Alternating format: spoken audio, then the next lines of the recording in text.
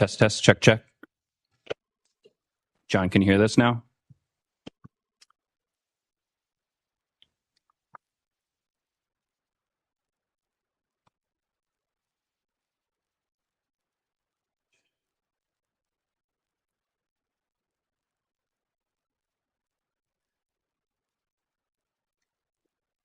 All right, test, check 1 2, check 1 2. Test, check 1 2, check 1 2.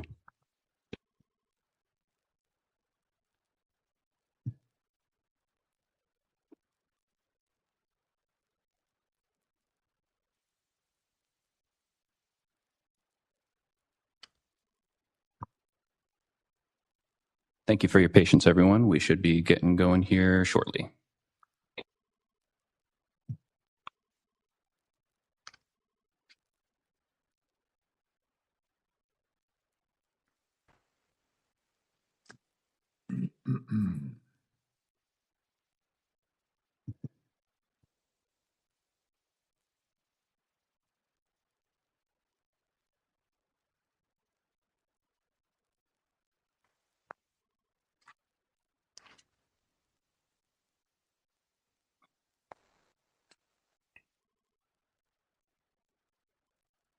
Okay.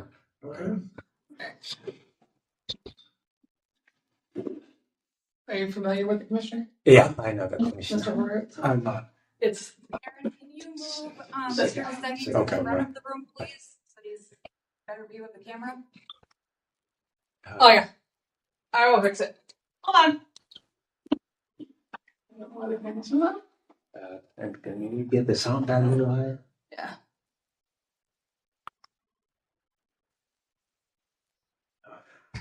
The volume is right here. Yeah.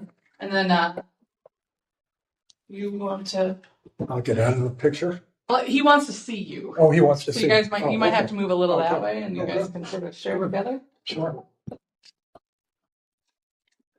that work? Thank you. Yep. Okay, can you hear us there? Yeah. All right. I'm going to call the April 11th, 2025 meeting of the Minnesota Supervised Release Board to order. And we'll do first a roll call of members. Member Christine Bray. Here. Member Joe Earhart. Here. Member Andrew Larson. Here. Member Cheryl Ramstead. Here. And Paul Schnell is present. The record reflect that there is a quorum of members, and we will start with our first hearing. All hearings today will require a majority vote, and with 3 of 5 voting in favor of any motions. And with that, you can proceed. Good morning, everyone. Rebecca Holmes Larson, Executive Officer of Hearings and Release in the Supervised Release Board. We're here today to review Mr. Kennedy Gisege, who is present by video at the Minnesota Department of Corrections facility in Faribault. Mr. Gisege also has his advocate,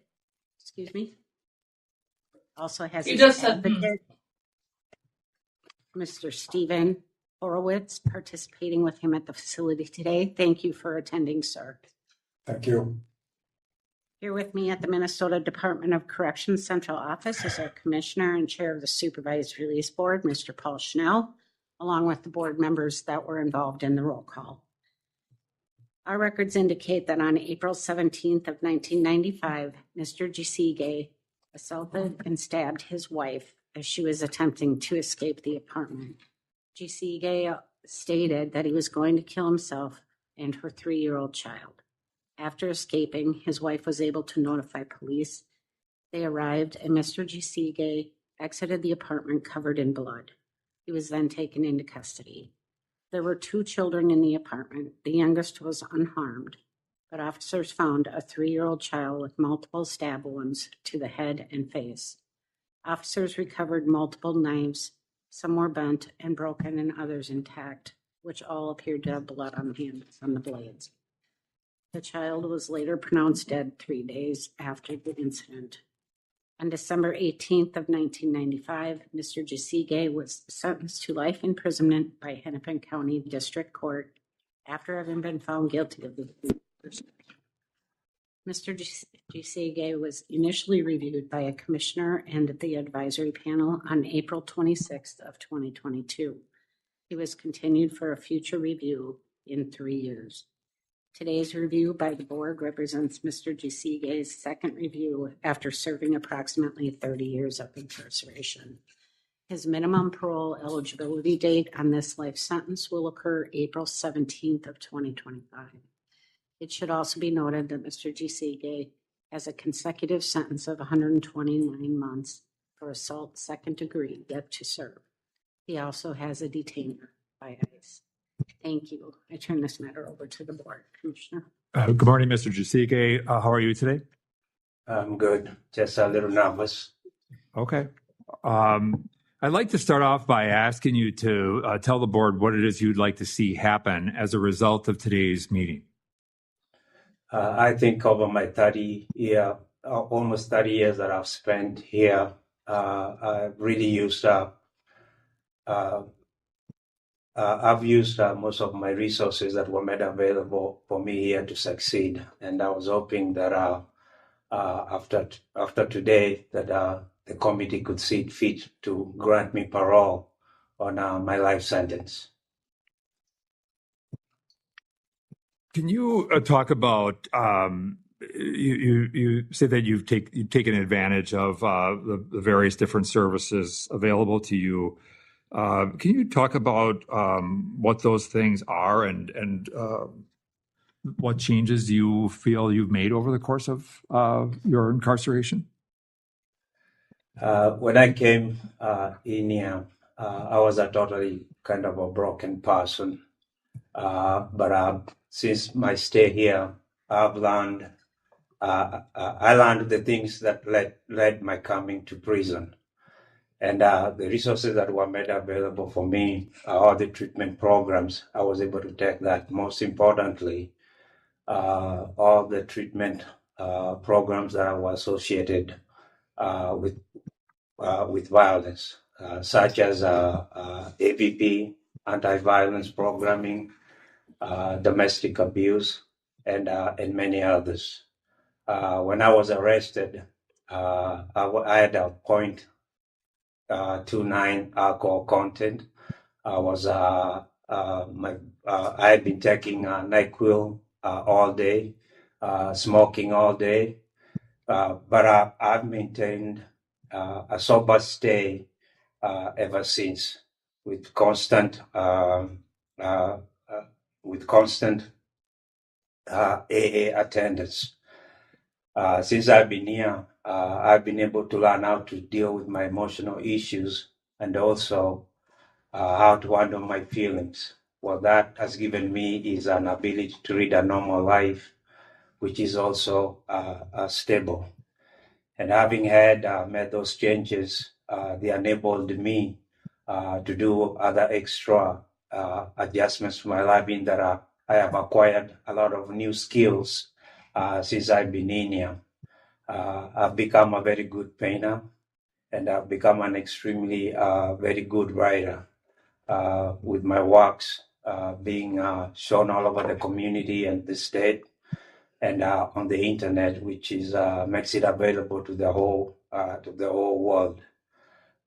Recently, a studio was installed here in Faribault, and I've learned how to set up the studio. That is the microphones, the musical instruments.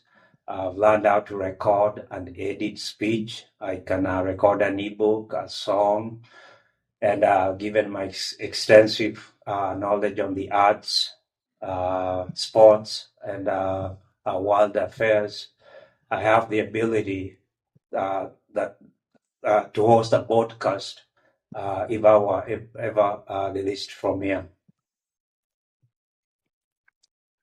Thank you for that. You wrote in your letter that you recognize the hurt you caused by your offense. Can you describe your sense of that harm? That's the loss of Adrian's life.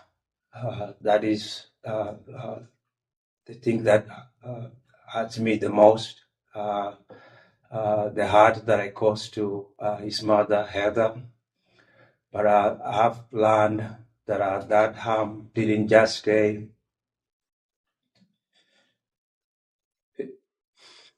Okay, you go ahead. It didn't just stay with the family. It extended to the extended family, the community where we lived in. That violence created mistrust within neighbors, which probably made some people move, and the kids move to different schools with whatever, with the disruption that can cause. But also, it cost the city a lot of money in terms of the police, the medical services, people that came to the rescue, and that is money that could have been used to do a lot of things to make the community better. I realized that I came here from Africa and my family spent a lot of money. And that is a loss of foreign exchange, which a poor country like mine could really ill afford. But it also cost my family a lot. I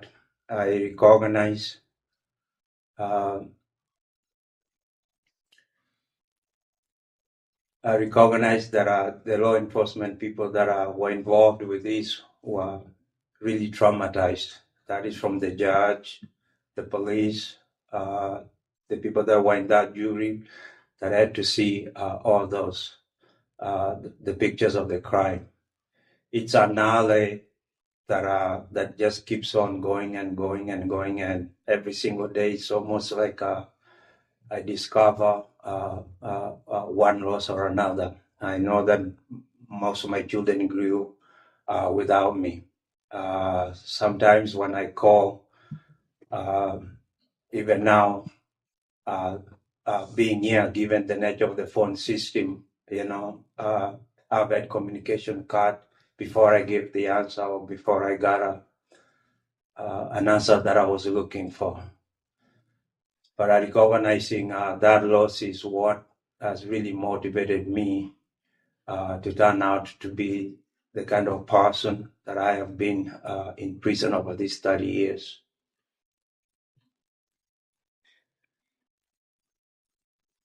You talk about a programming that you've been involved in and the insights that you've gained as a result of that. What words do you use to describe? I mean, there was, I think it's safe to say, a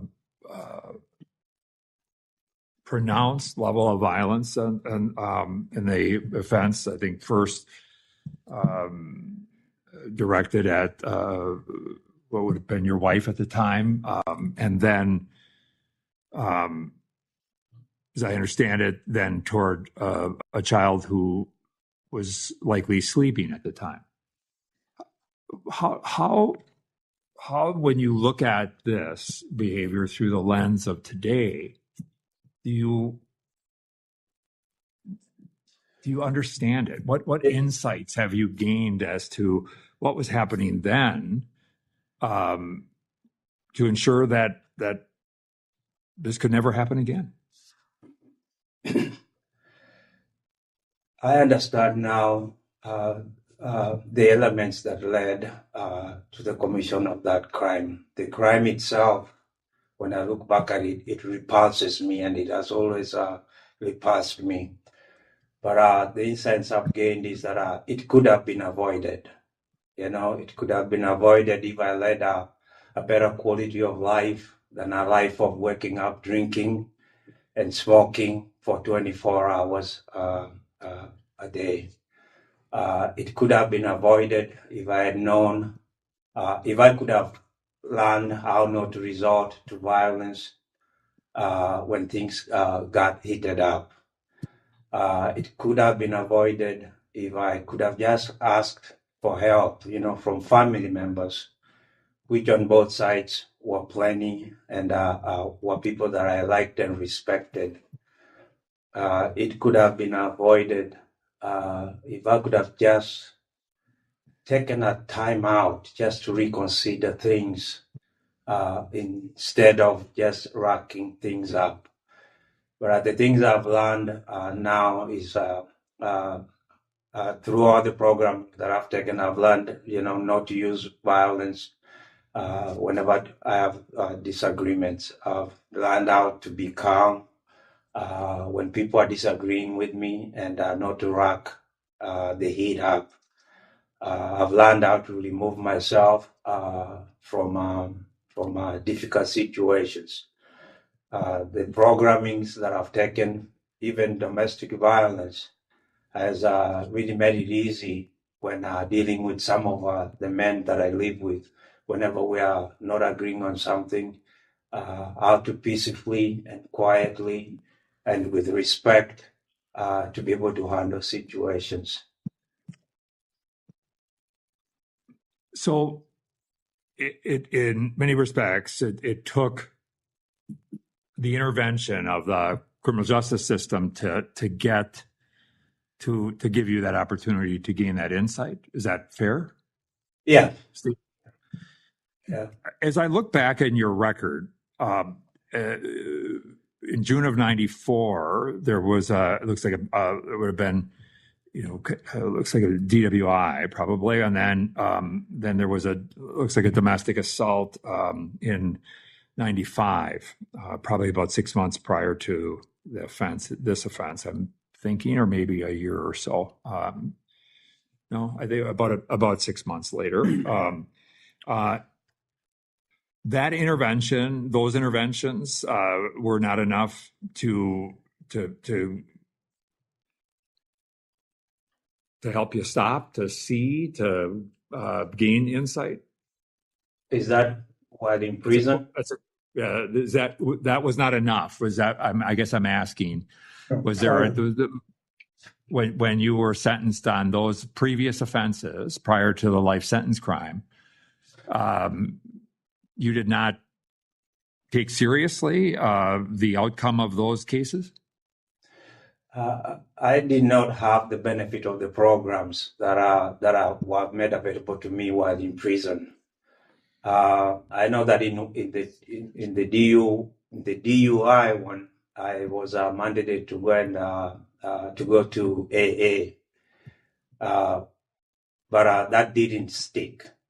As I was pretty deep in that, and once I did the minimum attendance that the court wanted, I basically fell onto the wayside. I was reading a pretty hard life then, and that's how I eventually ended up in here. Okay.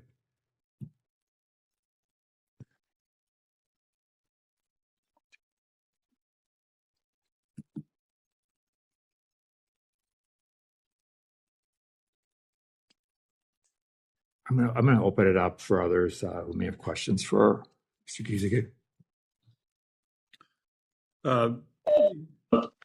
Good morning, Mr. Gisege.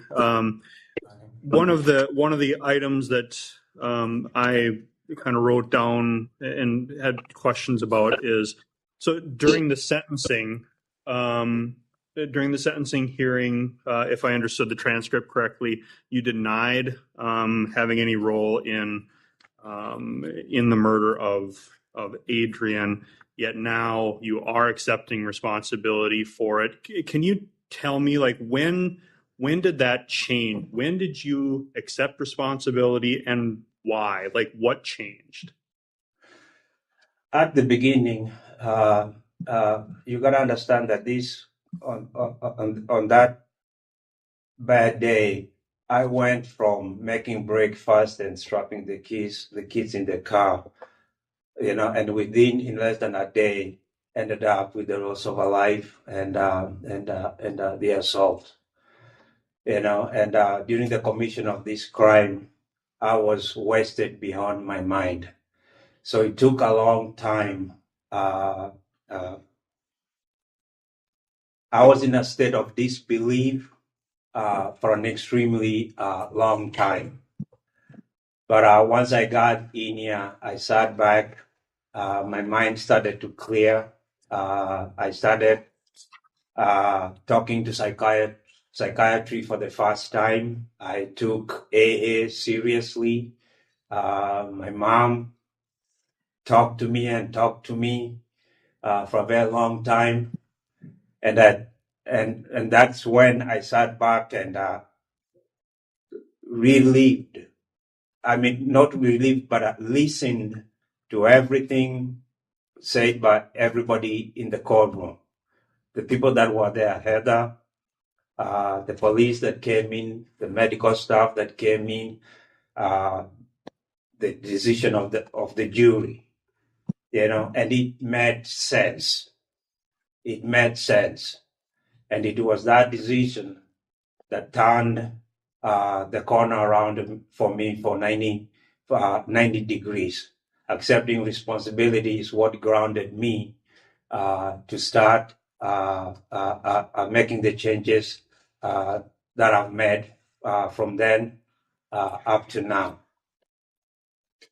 Is it fair to say that you didn't remember the crime? Can I, Mr. Horowitz, we'll come to you. I just want to make Okay. sure that we really Sure. focus on him. Sure, of course.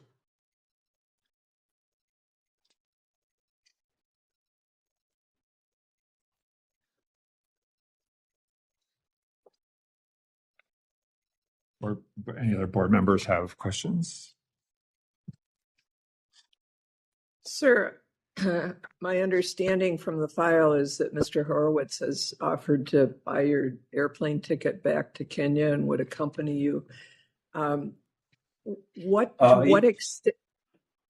extent have you investigated what would happen with respect to the detainer and your deportation? Have you talked to anybody? Do you have any insight into what that detainer is for? Is it for your current crime?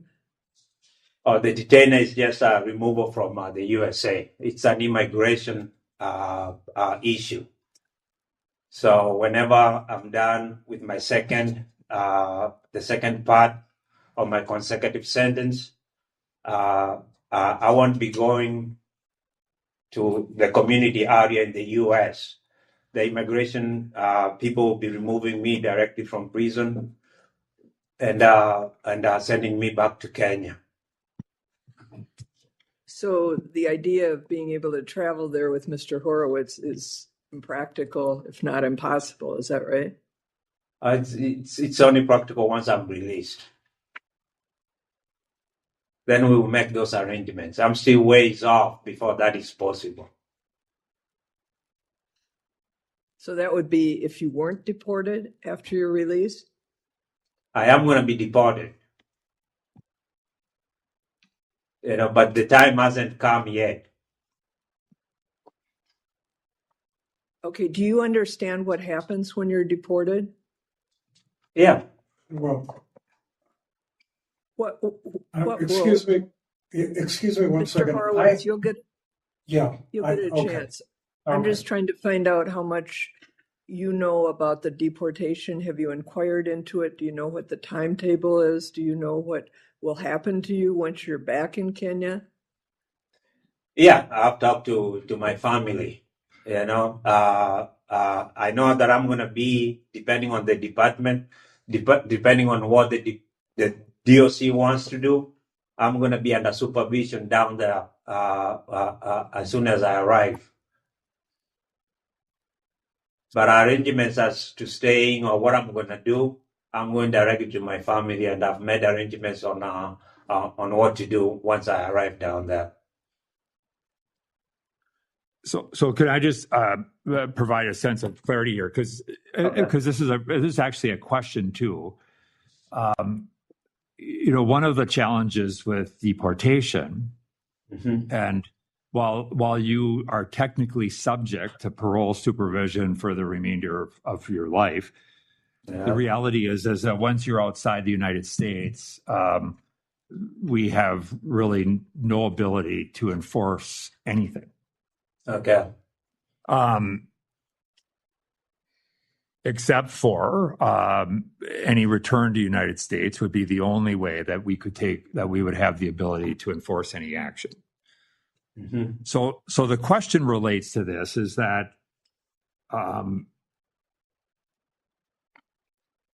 right now you are in this environment, but obviously we always would have concern about when somebody leaves and we do not have the ability to provide correctional supervision on an ongoing basis, that we won't know necessarily what's occurring with you. Number one. Number two is we're always mindful, and one of the things that we have to be mindful of is that there are people left behind as a result of your offense. And so one of the things that we have an obligation to do is ensure that the safety of those people and others who may have been affected by your crime. What assurances do we have that you would not attempt to re-engage with the people who were left behind by your crime? The assurance is obvious because since the court told me not to contact the families of my victims, I haven't done so in 30 years. The assurances you have that I won't be doing anything stupid is the progress that I've made in here. I have really spent my time doing my time here as valuably as I can. I am more interested in showcasing my artwork than I am in causing more chaos. I have a lot of artwork that I've painted that it's cost me a lot to produce. The work I've done in my writings, I want to spend my time trying to get my manuscripts published than trying to hurt people. And the lessons that I've taken through restorative justice, AVP, domestic abuse, I understand the damage that I caused. And I don't want to do that anymore, which is the reason that programs like restorative justice have continued with me from the beginning up to now. I am still doing it. I think when you look at the progress, that kind of progress, and my desire to always stay out of trouble, it's a strong indicator that I have no reason or desire to go back to that. The things that I look forward to, like right now, is just to walk among the woods. If I go back home, I just want to sit by the banks of the little rivers and just let my feet, let the water run through my feet. Those are the dreams and the desires that I have. I have my children, I want them to come visit. I want to see my grandchildren that want to see me, those are the dreams I have. When I leave here, I'm going to be about 66 years old. Age too has mellowed me. I have been in here. I am a tutor. If you guys, for those who have experience being in prison, like being a tutor is the most difficult job in the entire DOC. Because when the men in here are actually having a crisis, they're right at my table. When they lose a family member and they are losing their minds, I'm the one that refers them to the chaplain. When a loved one leaves them and they think the whole world is crumbling down on them, I'm the one that saves them and tells them, talk to a therapist here. They have helped me.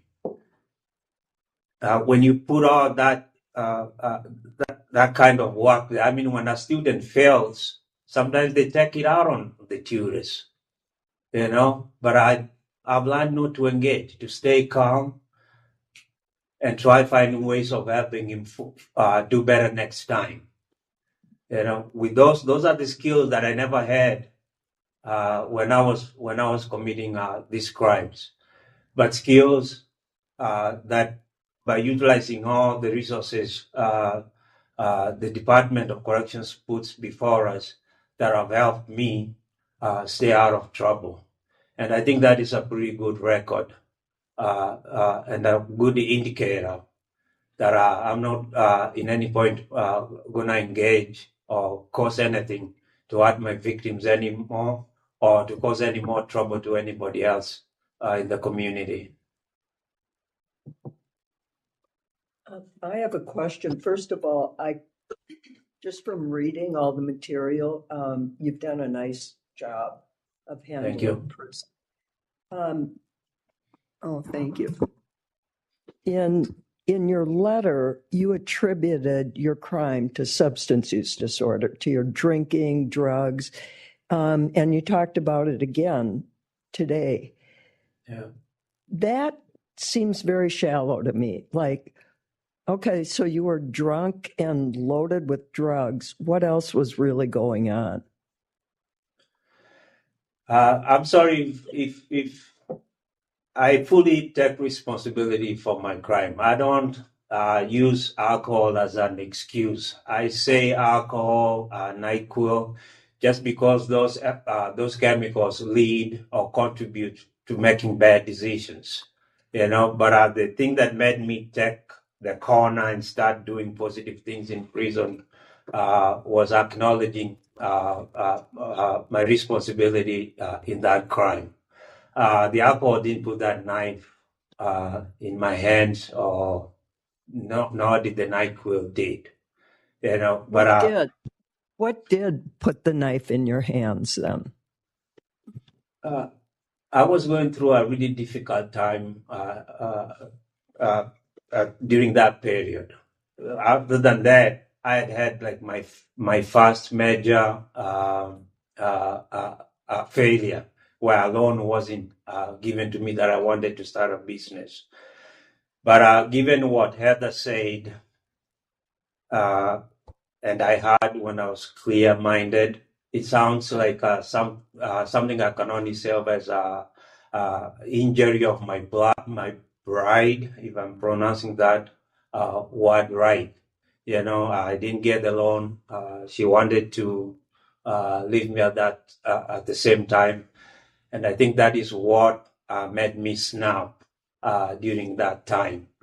In my letter to you, maybe, I don't know if I included in the latest letter, I say that this is one of those crimes I can only describe this as being impulsive, and the only way I can make it clear is that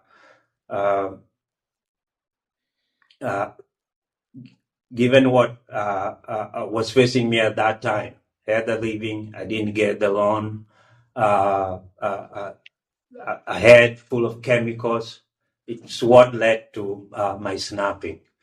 And that is why I say that once my head cleared and I looked at the crime and I'm sitting in my cell and I'm looking back at what I did, I am really repulsed by everything, and that's why nobody has really ever asked me, for example, Kennedy, why haven't you ever taken a day off in 30 years of prison? Or why do you wake up every morning at 4:30 and stay busy until 10 at night? it's because I recognize the damage that I did. Thank you. I have a question. Go ahead, Joe. Thank you. I'm wondering if you went back to Kenya, you likely would not have the opportunities that you've had in prison in terms of developing your writing, your art, and your structured life and helping other people. Perhaps you would. You've had some tremendous accomplishments in prison. What if you went back to Kenya and you did not have even those opportunities? How would you cope with that change in lifestyle? For my writing career, I'm going to keep in contact through the internet with my writing community that I've established here in the U.S. With my painting, I'm very friendly with other artists out in the community. Back home, I really have very good family support. My two sisters, well, one is very ill, but I'm very close to them. I work with my oldest brother and one of my younger brothers who are both in business. When I go back, I have a program on what I need to do. I want to go into business with my sisters and try to bring the family farm into the modern era. In that, I want to start growing flowers, which will provide the family with much needed income. I'm still going to be able to write back home. I'm still going to be able to paint. But I'm still going to go to AA because I know the value of being sober. You know, the greatest thing I always say that happened to me in prison was having a clear head. For the first time in almost 15 years, the food tasted better. I was aware of my surroundings. I started discovering gifts that I had, like in painting and writing, that I didn't know that I had. My training in college was in economics. But I have lived my life in prison at the speed in which life is lived out in the community. When I do a job, I do it at the highest professional level. I don't know if any of you have experience with prison, but this is a place where a guy can do an iffy job and keep it for 10 years. A guy in prison can put food on a dirty tray and he doesn't get fired, you know? But that isn't me. Those are the things when I talk to my students, I tell them, if you're putting food on a dirty tray, when you get a job in the community, you're going to do the same because that is what you've trained yourself to do. If you're just acting in class instead of doing the work that you're supposed to do, when people give you a job, you're still going to act out. And that is why people lose jobs in the community. So I've Thank really you for that response. I'd like to ask one more question before I let you go, and that is, you've done very well with the time you've had, with your accomplishments, and in terms of helping others. How well do you think your surviving victim, has done? Just guessing. Do you think that they have had as many accomplishments or opportunities? Heather was a very hard-working person, and I really hope that she kept working hard. Maybe I always pray or imagine that she started the business that she wanted to do. But I recognize that the hard that I did to her, that will never go away. The loss of her son, that will never go away. My prayers when I go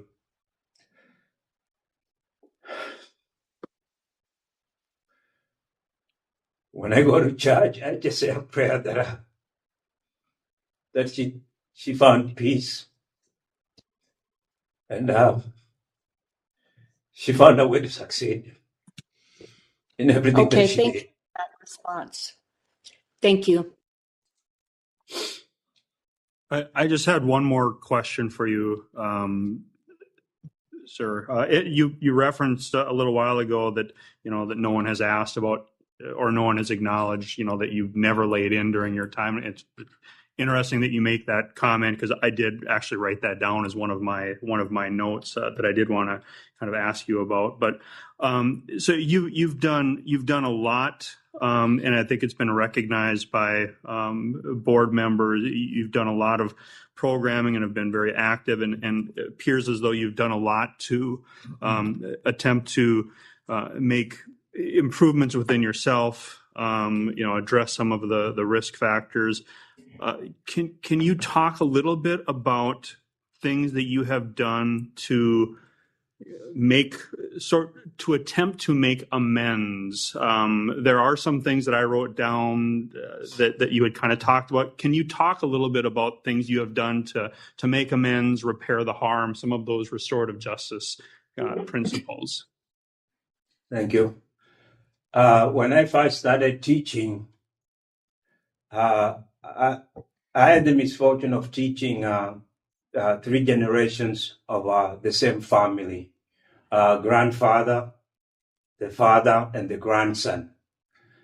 And what I learned from that family was that they all made the same spelling mistakes. They all made the same mistakes in arithmetic.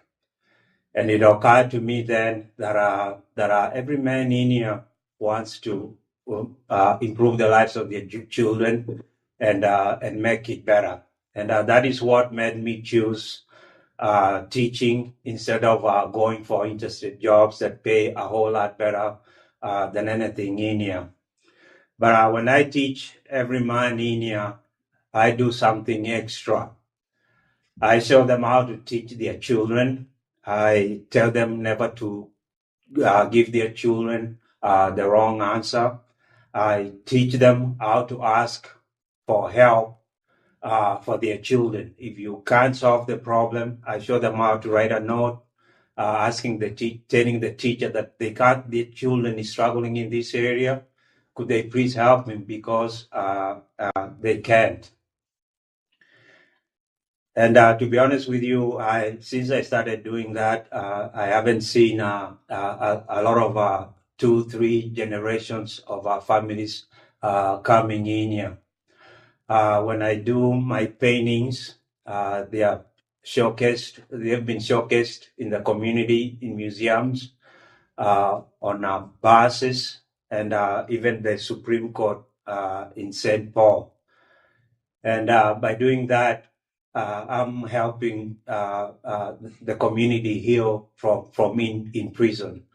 And by doing that, I help start a conversation by those who see my paintings. I change the way they see a day when they read that, and hopefully inspire a child or somebody to give a painting a hand. When people read my poetry, and I've been everywhere, from museums. My poetry is on the internet. I've been published in a lot of journals. My writings, I hope, make somebody smile because I do have funny things to say.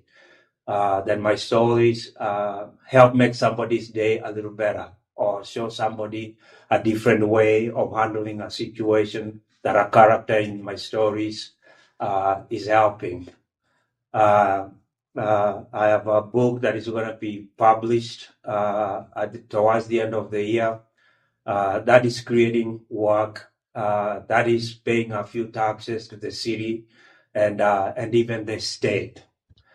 And I've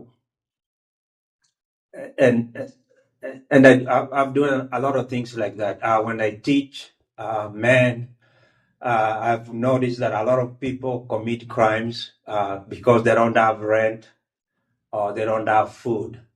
So I make sure that my students, each one of them, knows how to make a budget, starting with the most important things like your rent, your food, the electric power system, because I know that those who do those things actually avoid going into the illegal trades or going to rob somebody to try and provide for their families. I always, I also try to tell them that just because you have a GED doesn't really mean you have to apply for a minimum job. You know how to read and write and do math. You have conquered the code of knowledge. That means if there's a job out there, a company that pays really good, and a company is having a hard time to fill it, just go in there and tell them you have a GED, and if they teach you how to do that job, that you give them you do the best job that you can. And I think it has helped a lot of men. That is the way that I try every single time that I can to offer my experience and knowledge to every man that I meet in here. All right, thank you. I appreciate that. I have one last question, and then we can let Mr. Horowitz weigh in here. But I'm going to be really frank and ask you to help me here because I'll admittedly I recognize that in part, large part, the corrections system is about correction, and you have done. You've done a lot of work and helped people, but I weigh this against the wants that you have, the desire to sit on the bank of the river and dip your toes in the water and those sorts of things, but I'll admittedly I struggle with the pronounced vulnerability of your victim. And while the court has imposed a sentence, a life sentence, in this case,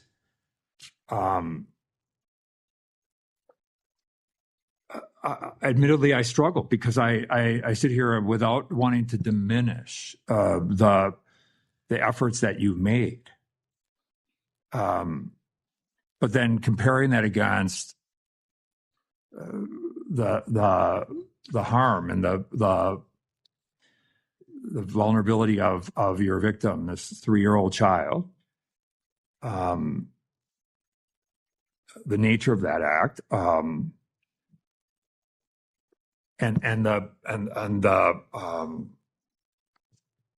just what is incumbent upon us, both in terms of thinking about the correctional aspects, as well as the public safety elements, as well as the recognition of the harm, and so I guess what I'm just explaining to you is the hard place that I feel like I'm in with you and with thinking about next steps. And I'm wondering if you could help me by trying to give me the words to justify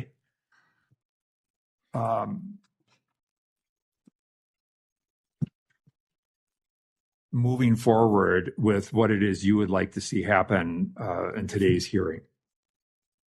Why would I do that? If I were to be asked by somebody in the community, how could you do this? What are the words that you might give to me to help me fill in my own vocabulary of what my answer would be? I think that I take full responsibility for my actions, and the way I've proved to you that I take responsibility is look at the men that I've been able to help when I was here. I have taught over 20,000 men. I have done the job of about 6 teachers in the community of a lifetime. I think that if you put the economic impact of that work that I've done, the state of Minnesota comes out with a profit. and that is taking into account the cost of my incarceration. I continued to do more beyond that. My free time, I didn't spend it playing cards or just watching TV. I spend that time painting. When I can't paint, I write. And the quality of that work, I think, is self-evident for anybody that wants to see. I think, Commissioner, if you were to go to a Congress of a Department of Correction, of DOC commissioners from all over the world, and they all asked you to go can you show us a successful case from your department? I think I'll be among one or two of the people that you could present there. 30 years is a long time to be in prison, but I haven't wasted not even a single minute of that. Since I walked in here, I healed myself at first and then started doing great things, and I think that any member of the community that wants to know why you released me today could look at that, compare it to even the people that have been released before me. And I think my record will surpass a few, if not most of them. Thank you. Mr. Horowitz, I'm going to open the floor to you to provide your thoughts and insights into where we are. Thank you, Commissioner. Thank you, members of the committee. Before I get started, I just want to answer a question about Kenya, about Kennedy's return to Kenya. I've been in contact with the Kenyan embassy, trying to find out exactly what Kennedy will need to get back. I've also been in contact with an immigration lawyer to find out that appointment will be in 2 weeks, and I'll know a little bit more about them. But I have been in contact with the Kenyan embassy.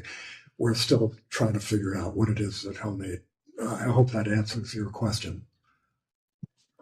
My apologies for breaking in. I didn't know the rules, and You're fine. You're fine. No worries. I appreciate it.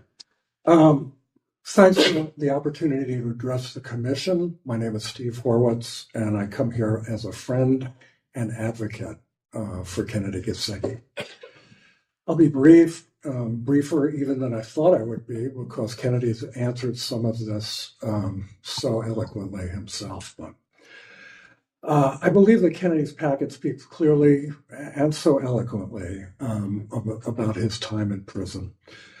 Kennedy and I have known each other for 12 years, first meeting in my capacity as a mentor for the Minnesota Prison Writers Workshop. We communicated for a number of years through mail correspondence.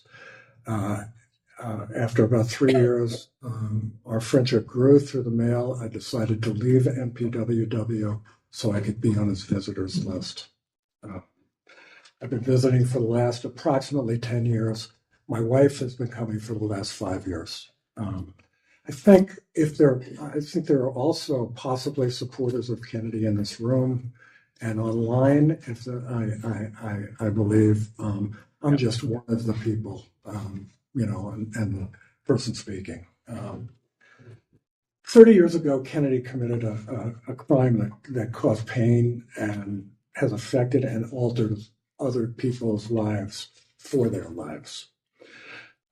Kennedy today has acknowledged that fact. He has told you, he can tell you, he will tell you that he has extraordinary remorse for his actions. I was particularly taken by page 4 of the psychologist's report on Kennedy.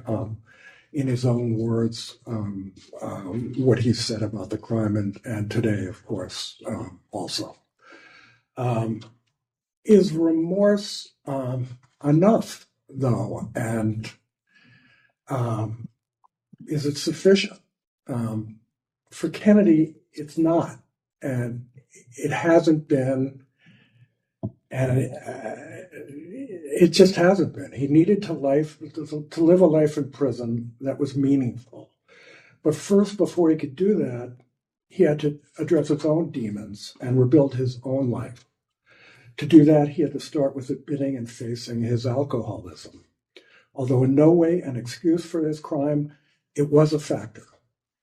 Kennedy's commitment to sobriety is steadfast, and he fully recognizes the toll that it took on him, his family, his community, and the people of Kenya, which suffers from a very high rate of alcoholism.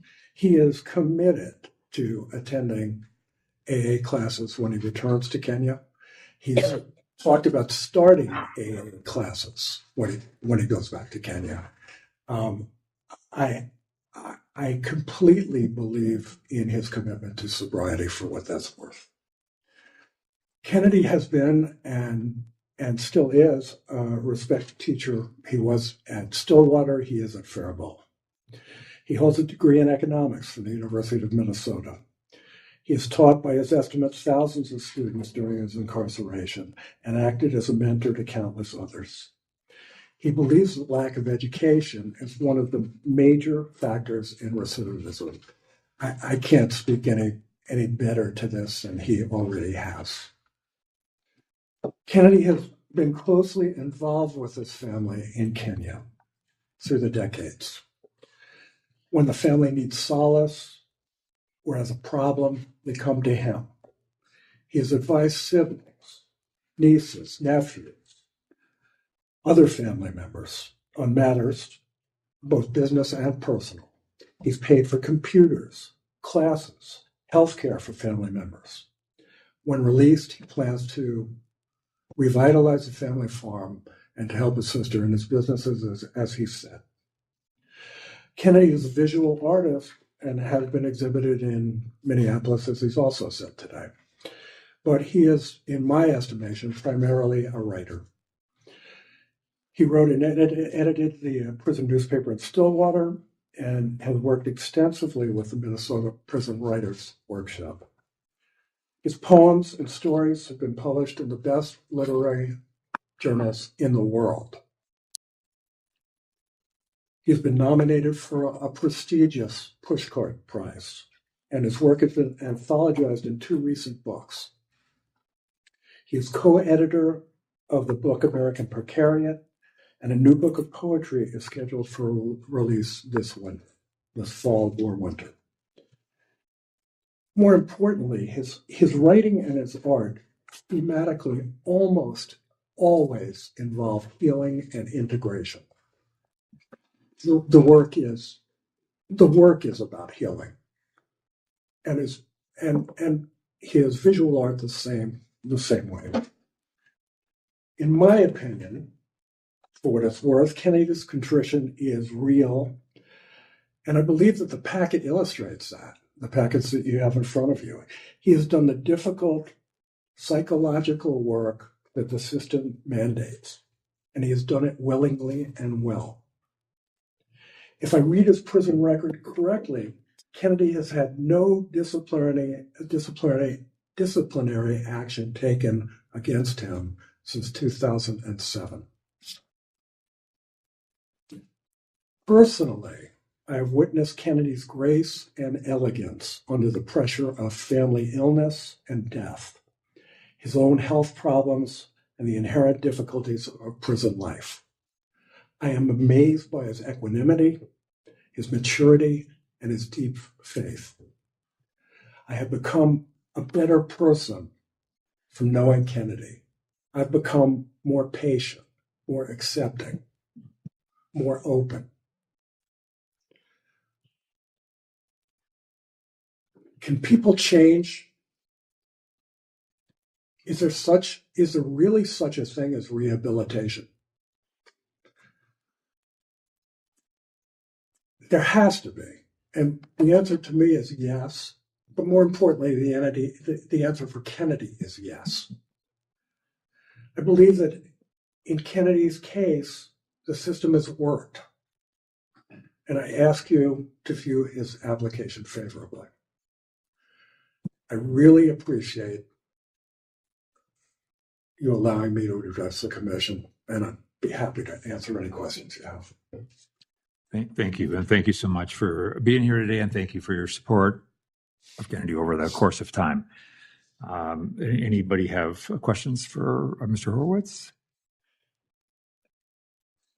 Mr. Gisege, I just want to, before the board begins discussion and deliberation around next steps, I want to briefly open the floor to you again and just to see if there's anything that you would like to say by way of a final comment before we do that.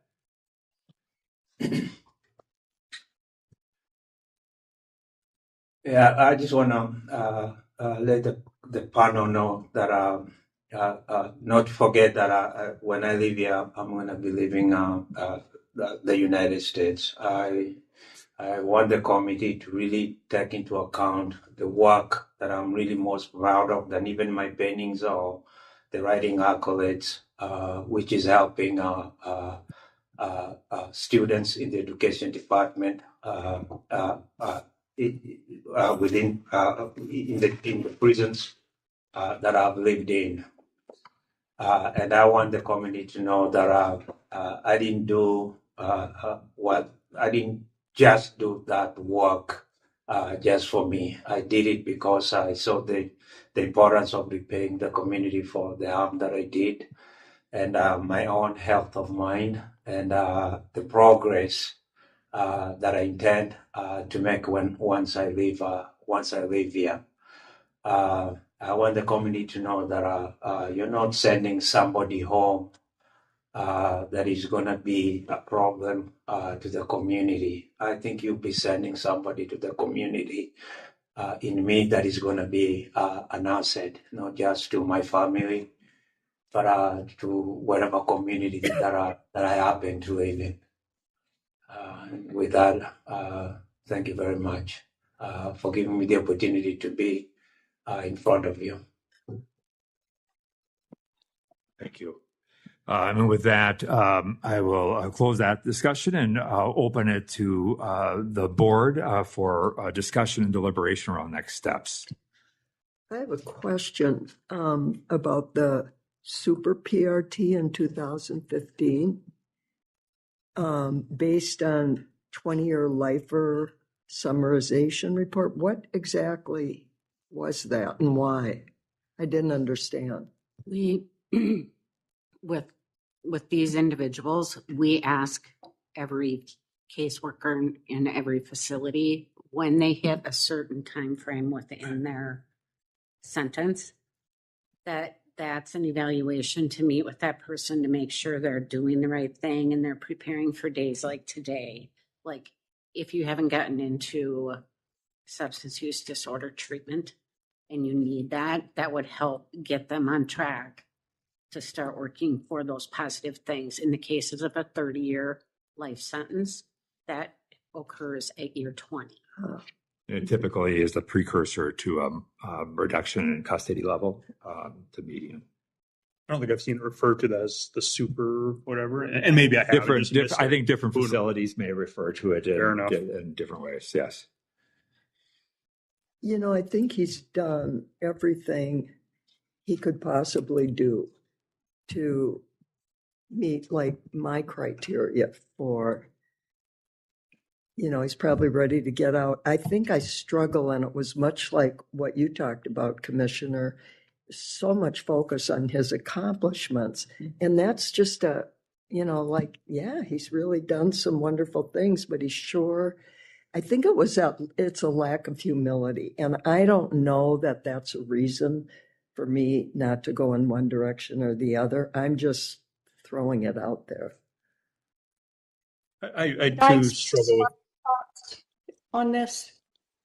Yeah, go ahead. Sorry.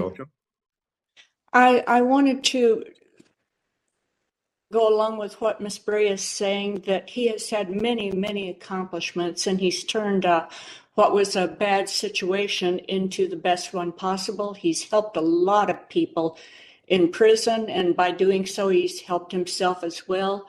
But part of the purpose of this review is to make a decision about what would also be best for society. And by that, I mean the victim or victims in this case. And if it could help at all in terms of helping the victim feel any better at all about the heinous nature of the crime, to continue him, I would vote to continue him and not parole him at this time or set a date.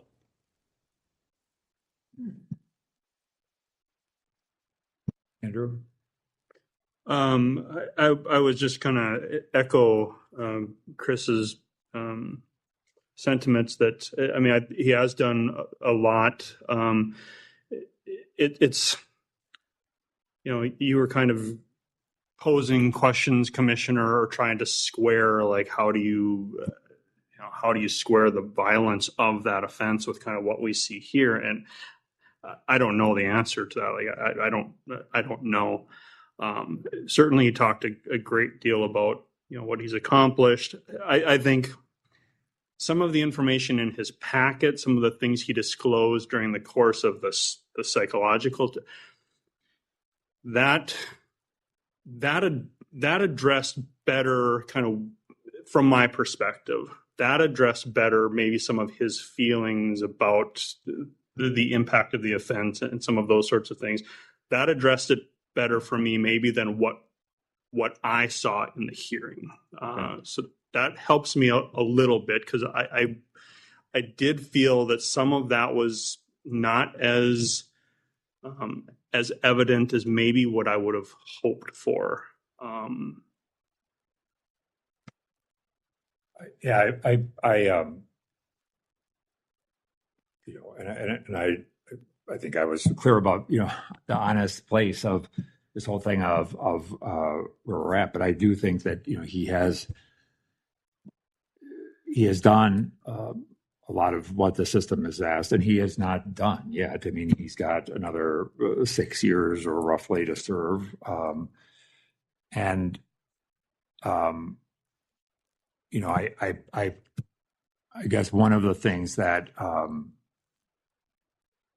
you know, I ask is this whole notion of the risk to public safety, and you know, I think the bottom line is that the notion of deportation, which in and of itself is not solace to me. I mean, it just isn't, and I at the same time, you know, there is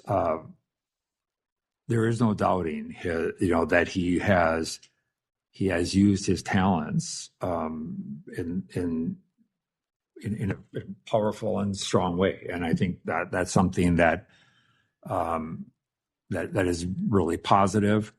I think, you know, that notion of humility that you describe is, you know, is somewhat of a struggle, and yet at the same time, I don't want to diminish the fact that he has used and developed his talents in ways that have been pronounced. And then I asked the question of I also am struggling with the whole notion of, like, what is the penal objective, and what does continuing him in the service of the life sentence, what objective are we serving in that? And while we, if we were to grant parole, constructive parole, we don't have control over what happens once that's done. He would be, unless he were to have misconduct in the prison, which could then result in not only the disciplinary action, but could result in a revocation of his constructive parole. But I also, you know, I think about this whole notion of you know, are there ways and things, you know, one of the things he talked about was that, you know, I think he has done most everything the system has had to offer. And yet, you know, are there opportunities for growth still? And are there ways that could be furthered or advanced going forward? I suspect there is. And so I struggle, but I guess at this stage, there's no evidence to me to suggest that he represents and reflects a threat to public safety. So here's a question. If we were to parole him to his next consecutive sentence today, and we were to put conditions besides the discipline thing, could we even put conditions? Because at that point that we parole him, we're done with anything, right? We could have conditions and set those conditions, and those conditions would be put in place, and they are conditions of his parole as well. Mm-hmm. And so if he were to not comply with those conditions, that would be a basis upon which could come back to the board to be looked at, not in determining whether or not he violated. That's the job of HRU, but the disposition of that is the responsibility of the board in the end. Well, I'm thinking of his release plan, actually, because I guess I agree. I don't think I have any reason to say he's a threat to public safety. But his release plan to me was so idealistic. I kind of felt like I don't think he has a clue what he's going back to. And I realize he has Mr. Horowitz helping him, which I think is great. I think that would be the one concern I'd have. So let me just ask a question about that. If there was, what would make you feel better about that? Do you have a sense? And I don't know if he could do this either. Like you said, he could be deported. We don't know exactly what's going to happen. But if he were assuming that he's going back to Kenya, I'd be interested, really, what does that really look like?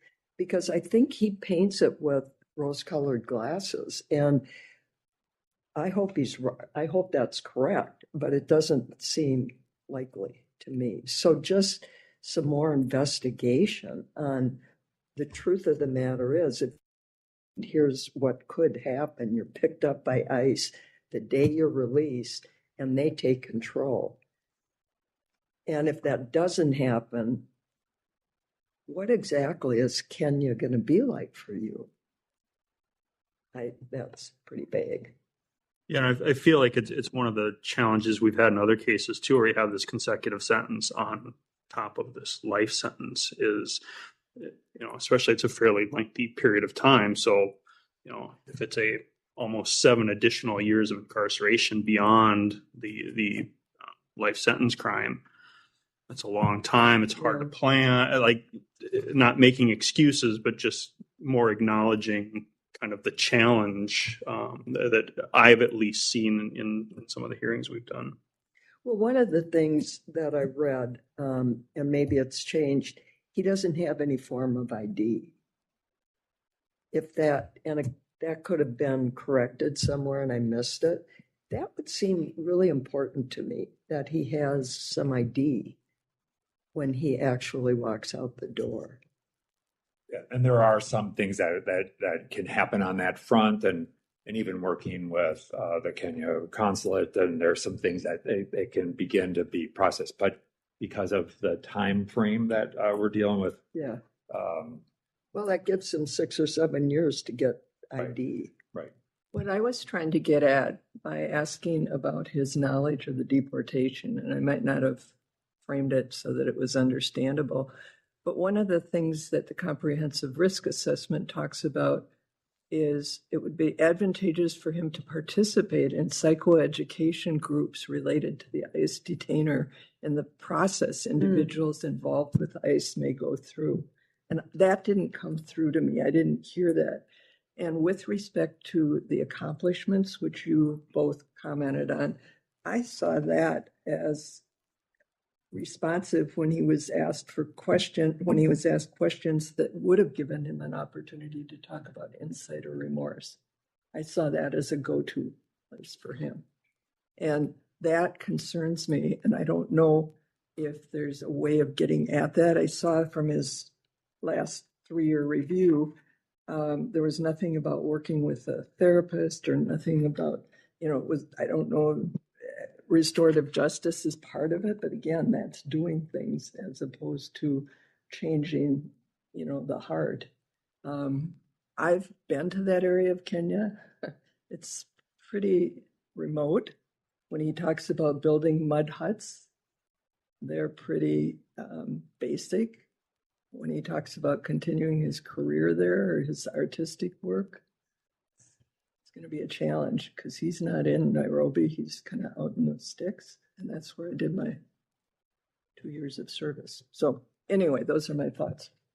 It's interesting that you say that because I agree. And one of the things that struck me a little bit was just that some of his writing and some of his art seem to be the way that it's the expression through which he maybe does that, and that does not come up. It doesn't come out to us in this kind of a setting.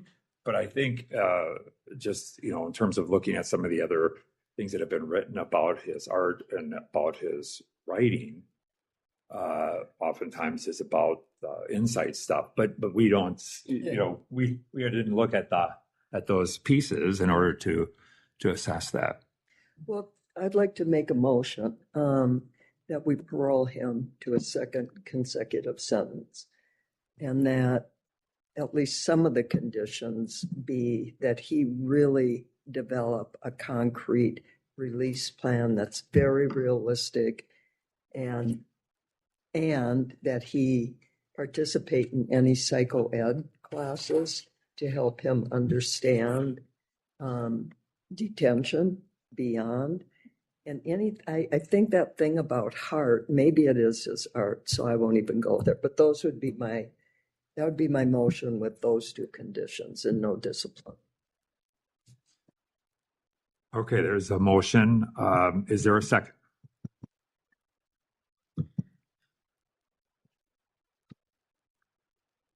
I'll second the motion. I was about to. For at least for good purposes of discussion, I think it's all right. Motion. There's a motion and a second. Any discussion?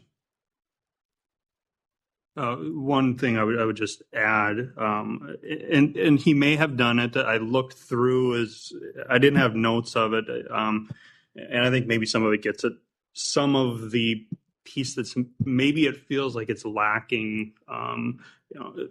Maybe as an additional kind of condition, if you'd be willing to allow for an amendment to some sort of cognitive behavioral programming, whether it's thinking for a change, decision points, something along those lines. I did not read that had been done. It may have, but I would like to see that because that would help me to feel as though that piece is being the piece that just fell flat for me a little bit. Is being addressed. So some CBI, whether it's an update or whatever that may be, as well. Just because I did this last time too, but because when we deal with artsy people and that kind of stuff, and it's the way they communicate. One of the things, at least, I wouldn't want to make it necessarily a straight condition, but I would really, a high level hope and expectation would be that he would actually create a piece of art that is reflective of the life taken, whatever that is, and he can communicate what that is in whatever way he does, and that he would submit that to us. And it would be hung here, I think, as a way of honoring his victim and as an expression of his insight into what was taken.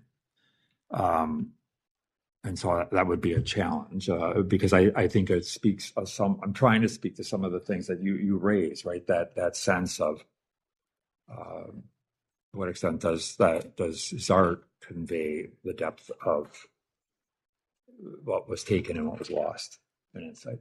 To that point, Commissioner, I'm really troubled by this sentence. I know Mr. Horowitz pointed out on page 4 of the comprehensive risk assessment in his own words that Kennedy talked about what was lost, but I'm really upset. I'm really concerned. I'm focused on, I understand the loss to the community, even of the neighbors, to the value of their house, insurance to the small area. That piece, the community was also a victim. And it's not just in terms of the value of their house and insurance, but there's a component there that's missing.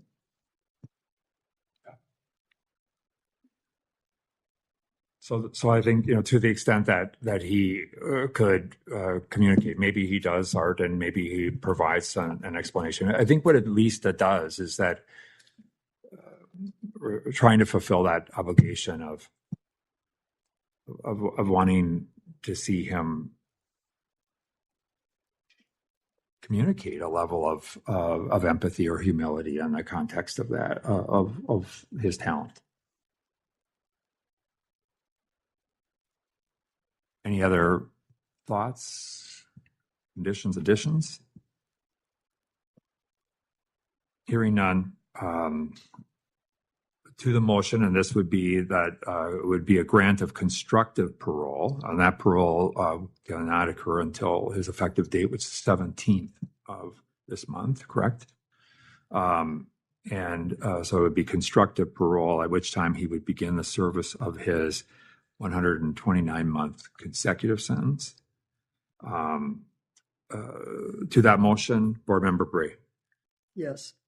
Board Member Earhart. No. Board Member Larson. Yes. Board Member Ramstead. No. Board Member Schnell votes yes. And the motion prevails 3-2. We are going to grant constructive parole with the conditions as laid out. Mr. Gisege, you heard the discussion,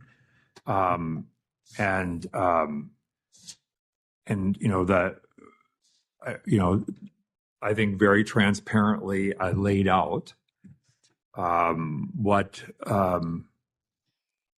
both the recognition of the work you've done and the challenges that we struggle with, and that we will get you a letter which will explain and describe the things that we've laid out here,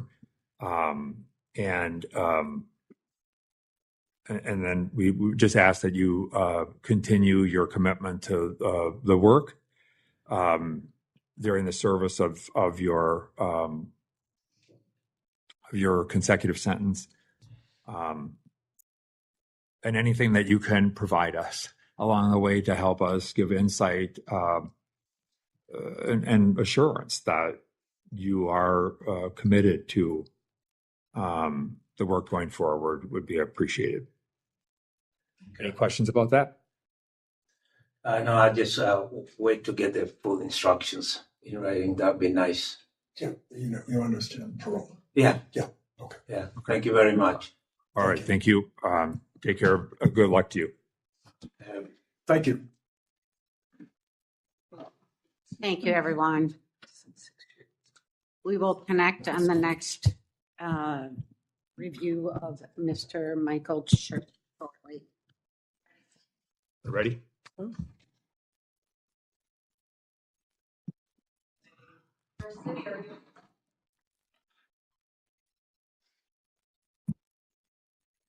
there time for restaurant stuff? Yeah, go ahead. It looks like they're still bringing them in. Oh, I'm going to go to Rush them. City, are you guys there?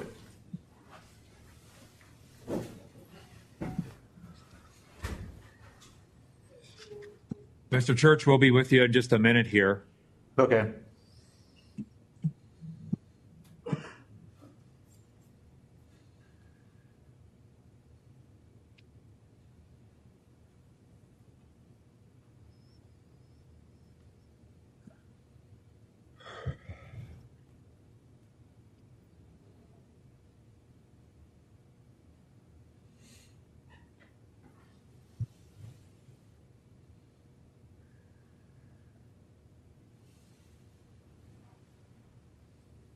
I'm not sure if you were in the room when I said it, but we are just moving to Michael Church's review next. That's where we're at in schedule.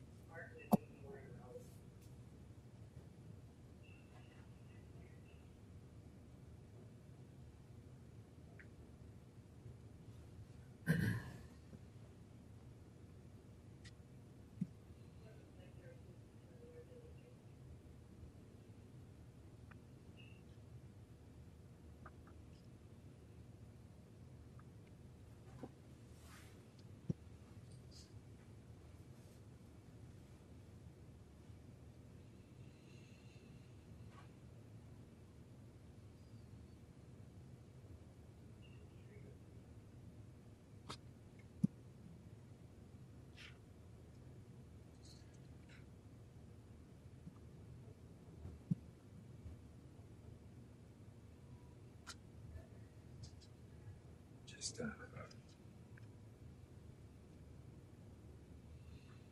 this is.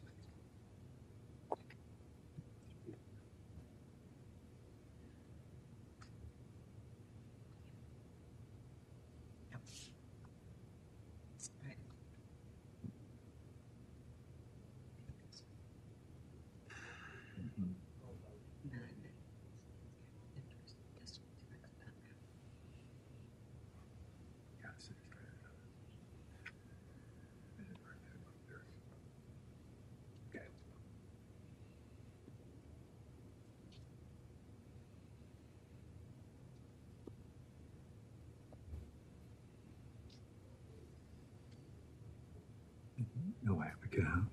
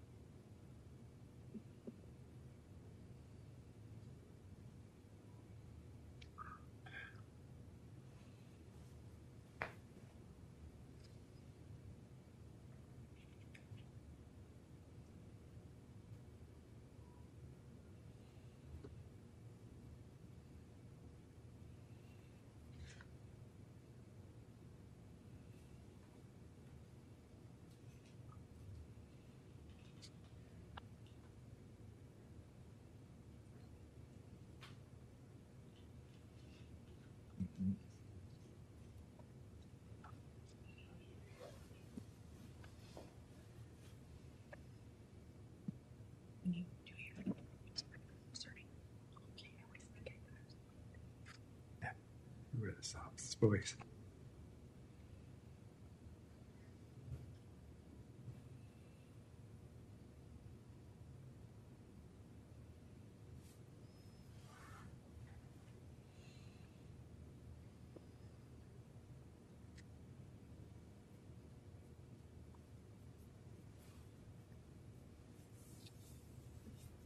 All right, we're good to go.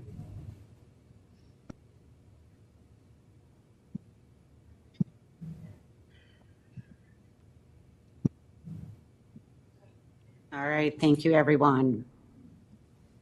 Good afternoon. I'm Rebecca Holmes Larson, Executive Officer of the Hearings and Release and the Supervised Release Board. We are here today to review Mr. Michael Church, who is present by video at the Minnesota Department of Corrections facility in Rush City. Here with me at the Minnesota Department of Corrections Central Office is our Commissioner, Chair of the Supervised Release Board, Mr. Paul Schnell, along with Board Member Andrew Larson, Christine Bray, Cheryl Ramstead, and on your screen, Board Member Joe Earhart.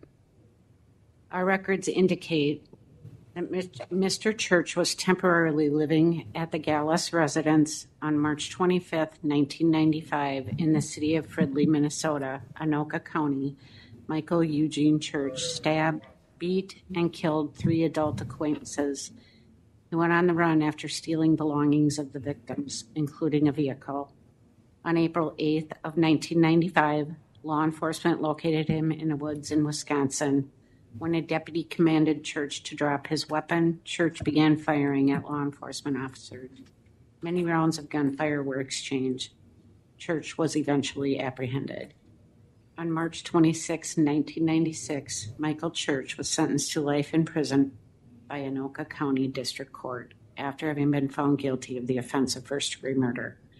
Mr. Church was initially reviewed by a commissioner and advisory panel on April 13th of 2022 and continued for a future review after 3 years. Today's review by the board represents Mr. Church's second review after serving approximately 30 years of incarceration. His minimum parole eligibility date on his life sentence occurred on April 4th, 2025. It should also be noted that Mr. Church has a consecutive 30-year minimum life sentence yet to serve, and then an additional 25-year sentence for second-degree murder that will also have to be served. Thank you. I turn this matter over to the board. Commissioner? Good afternoon, Mr. Church. How are you today? Good. Yourself?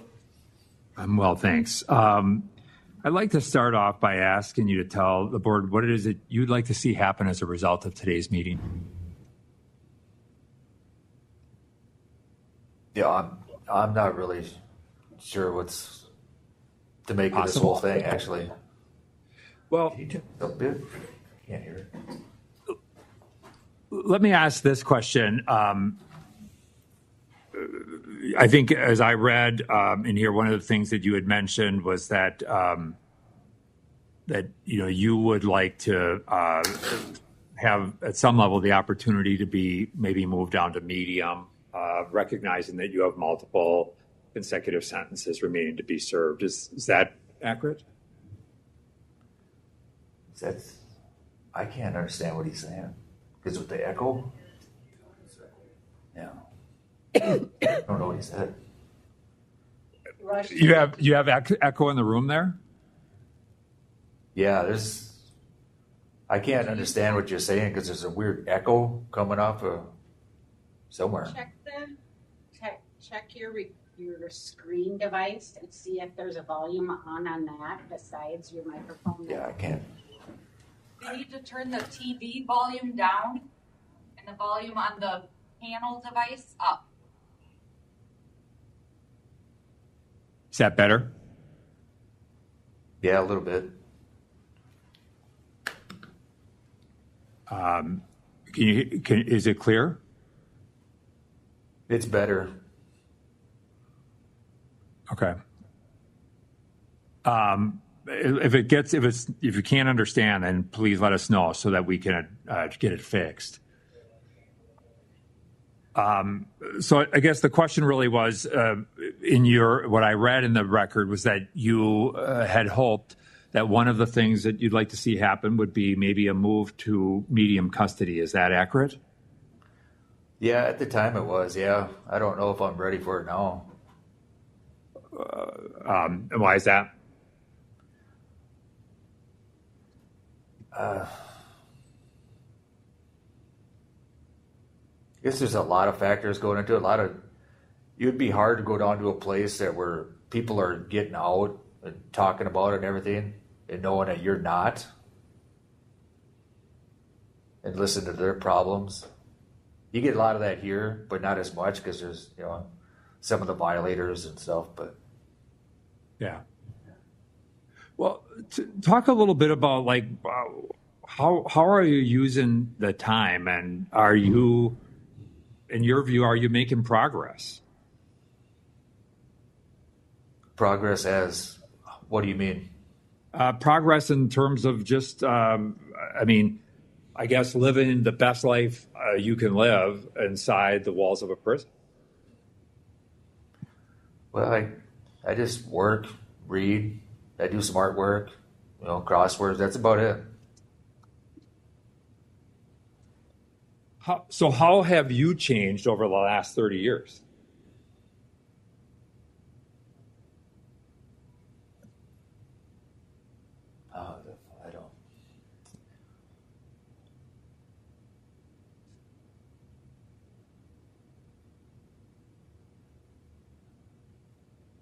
Yeah. Are you this? I don't know how to answer that. Sorry. No, you're assume you're not the same person you were when you went in. I would assume. No.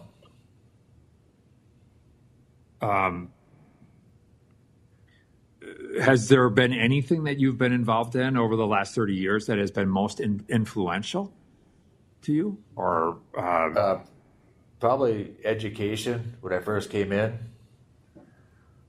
helped me think more, clearer and everything. And I think getting away from alcohol, that helped a lot. So. And have you struggled with use and those sorts of things in your time in custody? No, not since I've been locked up. No. I mean, I think it's always there, but because you see it on the TV and all the time, but yeah, now that I'm without it, it doesn't affect me. So do you think, would you benefit from treatment? I mean, I wouldn't say no.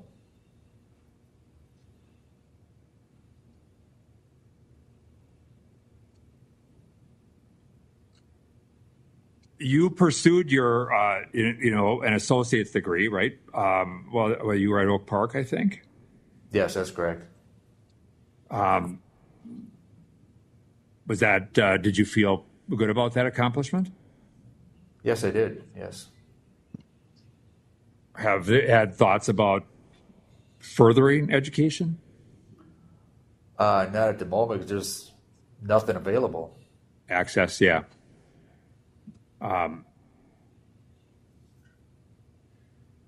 So let's just have I think, probably one of the things that's different about this discussion is the fact that you have, multiple sentences in front of you. How do you manage that? How do you live with the recognition that you have a lot of time in front of you? So try to keep active and positive. That's why I read a lot, do a lot of artwork, and try to keep myself surrounded by positive people. Okay. That helps a lot. Yeah. So let me ask a different kind of question since we're talking about a different kind of circumstance. Is there anything that this board could do to help bolster the opportunity for you to be involved in other types of programs or opportunities that you're aware of across the system, whether that's wherever? Is there anything that we could do to be helpful in terms of that sense of remaining positive and even potentially having an influence on the community that you're a part of? Not off the top of my head, no. Last question from me. Do you want to be paroled off your first sentence? I mean, honestly, does it make a difference? I still got 2 more. You do, but it's time, but it is a recognition of that. Does that matter to you? I guess in a way it does. It shows at least like positive improvement of trying to stay positive, I guess. Others have questions for Mr. Church?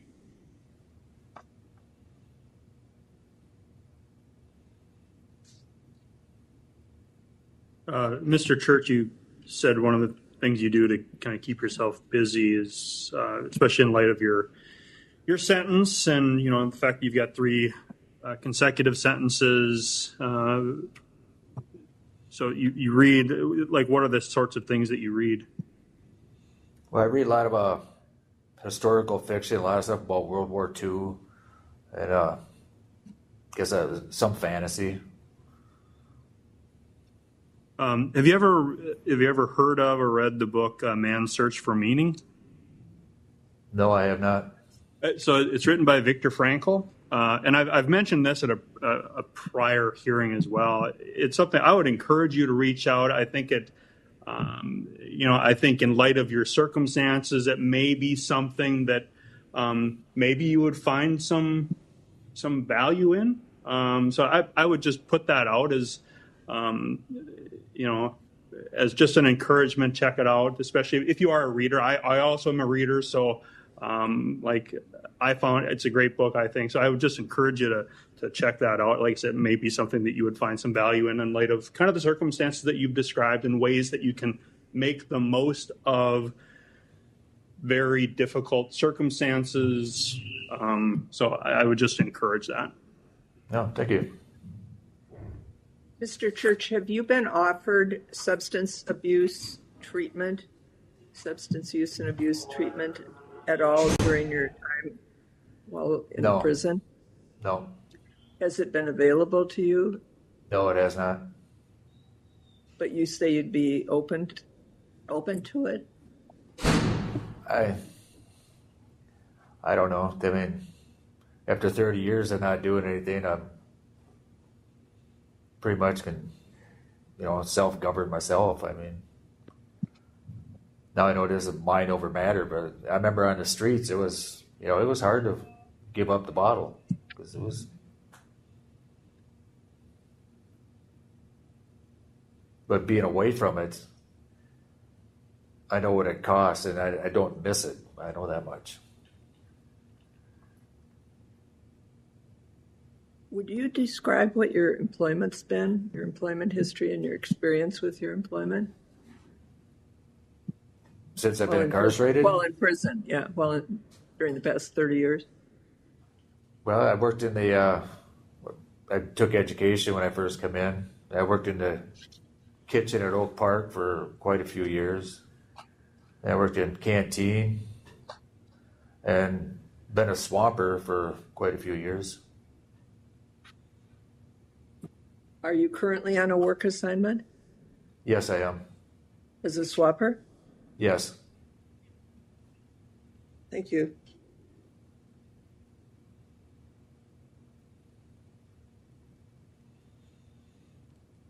Mr. Church, anything that you anything else that you would like us to be aware of? Not that I can think of. All right. In the absence of that, I'm going to make a motion. I make a motion that we grant Mr. Church constructive parole from his first life sentence and make that retro to the date of eligibility. What was that? April? It is April 13th of 20. Oh, sorry. Wrong date. TV is April 4th, 25. April 4th would be the start date of that. I would also just ask that that Mr. Church remain discipline-free, and that he maybe access that book just as a note of encouragement to give that a read. But I would also ask that he identify one of the things you may have seen in the psychological is the opportunity to transfer, even if it was to a different, even Stillwater as an option, where there may be some other access things. I'm certainly not suggesting that. I'm just something that I would encourage you to talk with your team about. And I would also just lay out there the possibility of substance use disorder treatment, because I do think, one of the things that intrigues me about you is you have this a bit of a laissez-faire kind of attitude, and I guess if I'm thinking about, the amount of time you have in front of you, that may be understandable. But I also think that, obviously your reading and your involvement in art stuff is an indication that you're seem to be a learner, and that you see some value in that. And so to the extent that a change in facility would provide the opportunity for you to pick up something or to participate in treatment, I think learning could be really valuable, not just to you, but to the group of people that you are connected with, who it sounds like are probably like-minded and so forth. So that would be my motion. Is there a second? Second. There's a motion and a second. Any discussion? One of the questions I would have for both of you is the comprehensive risk assessment of March 12th of 25 recommended he meet with staff to discuss well-being and needs, including mental health providers. And I'm wondering if that would be considered a friendly amendment along with the substance It would be absolutely use disorder. Absolutely acceptable. Yeah. I would encourage any participation in any positive programming. And I think part of the thing that I think behavioral health was thinking about there is just, how do you manage the fact that you're talking about 30 plus, then another 3/4 of a 25. And so, that management of that is part of it. And I think, so that would be worthwhile. And Member Bray, would you accept that? I would accept that. Can I just ask for one clarification? I missed what you said when you said work to identify, and you were leading up to, when you spoke about him being kind of lackadaisical. What did you get to on that? I just rambled. So I really was talking about, I think, this notion of learning and taking advantage of some treatment programming, just positive programming things that I think hopefully would spur that spark of learning that that he's been involved in along the way.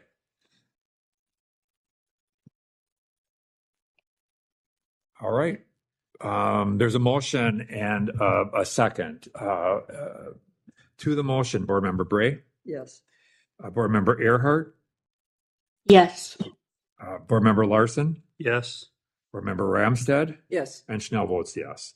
Mr. Church, you are constructively paroled on your first life sentence effective April 4th.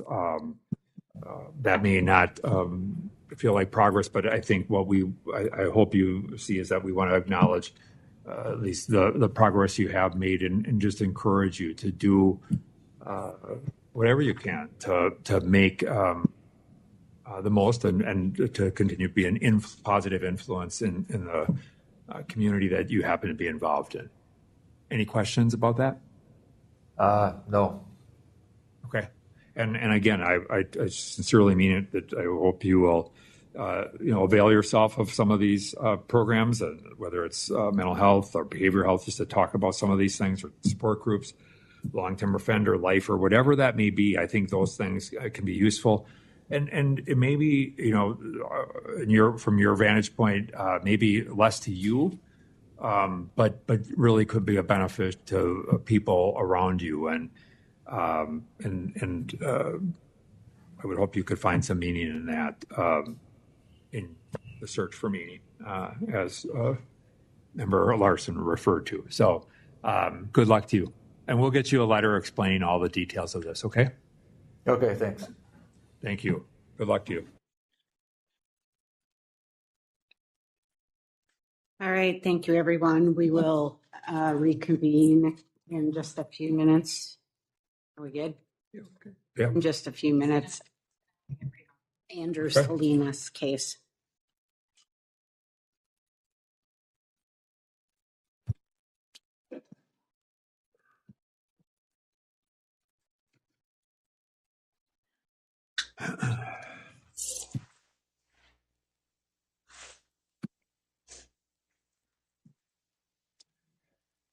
Can you hear us there, Lino?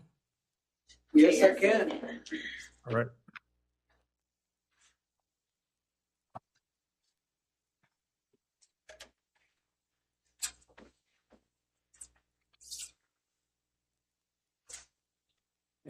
Yep. Great.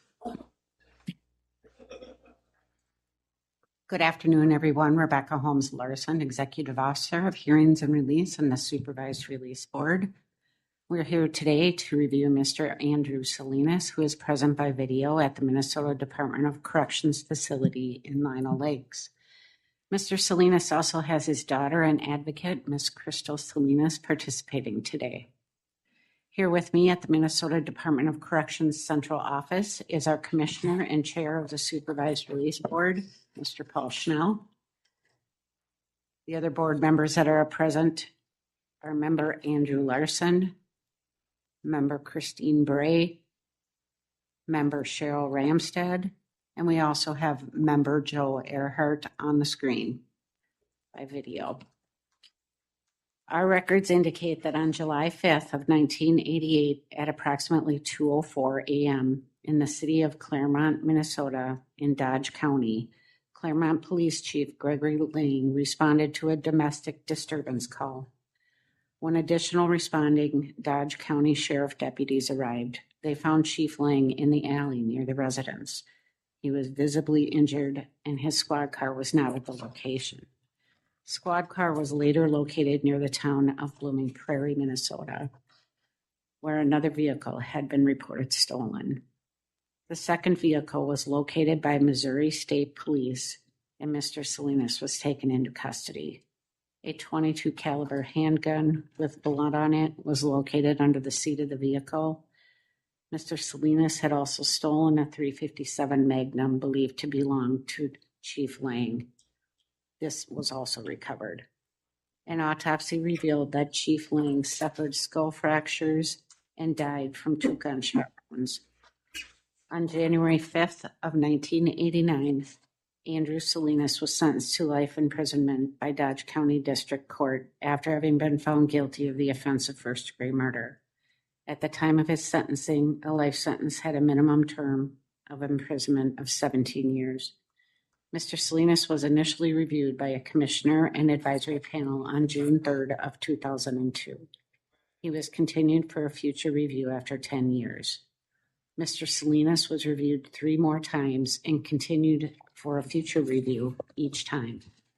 Today's review by the board represents Mr. Salinas' 5th review after serving approximately 37 years of incarceration.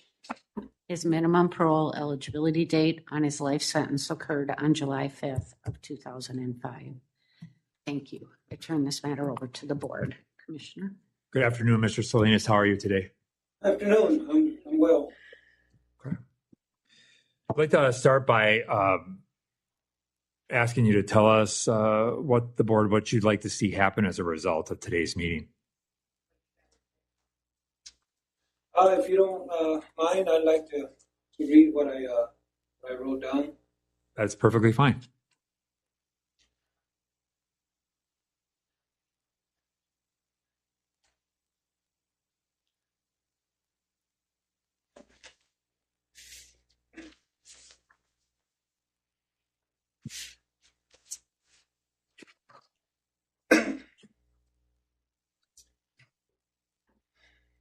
First, I would like to take this opportunity to thank everyone that is here today.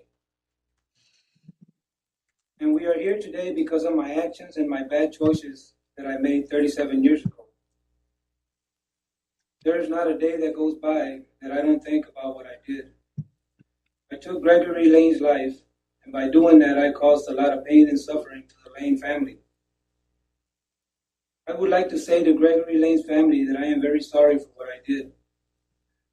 I know that just saying that I am sorry is not enough for taking your loved one away. Marlene was a police chief and a servant to the public, a husband, a father, and much more. A very important man to his family and the community. I have talked about this horrible crime that I committed at most of the programs that I've attended, like AA meetings, the treatment program, the lifer groups, restorative justice, and the Prison Fellowship Academy. And after 37 years, it is still hard for me to talk about this crime. I took a man's life, and for this I have to answer to God, because God is the one that gives life, and God is the only one that should take it away. There is nothing I can do or say that is going to ease the pain that the Lane family is going through today. And I can completely understand why they wouldn't want me to be released from prison. I know I can't undo what I did, but I am doing everything in my power to be a better person and try to make a difference in someone's life. I have worked hard on myself by taking programs that are helping me live a positive life in prison and will certainly help me live a healthy, productive life out in society. One of these programs is restorative justice that I have been involved in for many years. I know that the 37 years that I've been incarcerated is punishment for the crime I committed. It is not restorative justice. Restorative justice to me is being accountable for what I did, facing up to what I have done, and understanding the impact of the harm I've caused. I know I caused a lot of pain and suffering to the Lane family and the community. Since my last hearing 2 years ago, I have since then went through a year-long program called Prison Fellowship Academy, which is a Christian-based program that is focused on 6 core values: integrity, restoration, responsibility, community, affirmation, and productivity.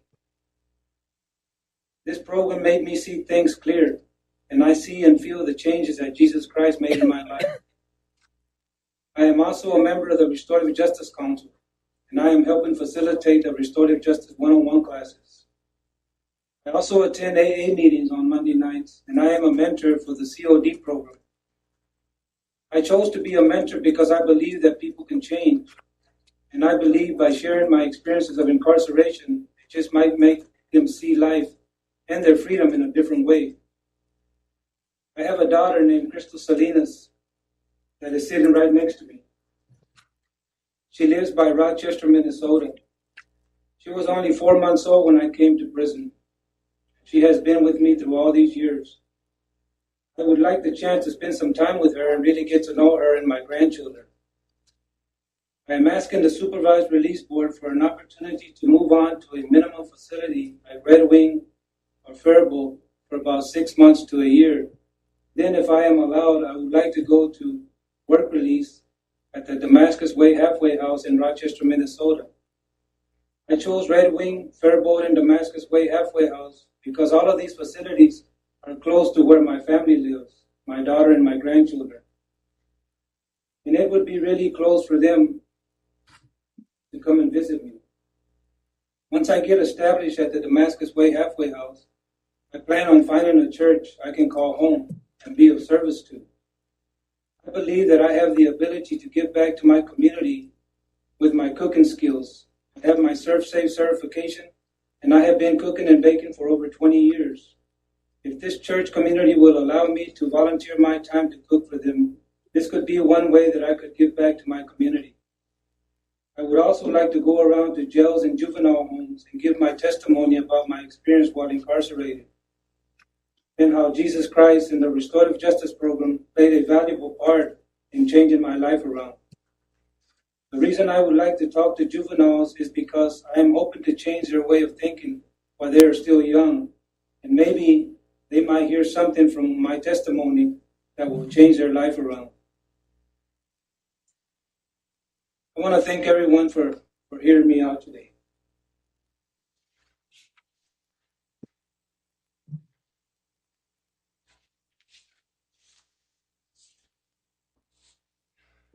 Let me start by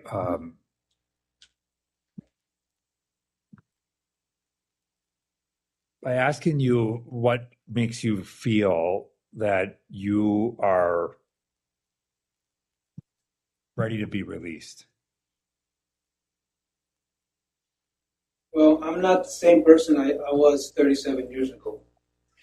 I have changed my way of thinking. I have changed my life around completely.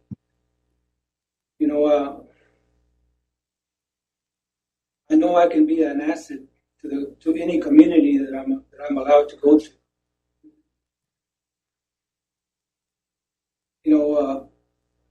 I've been in the restorative justice program for many years, and I know I can take that to the streets with me.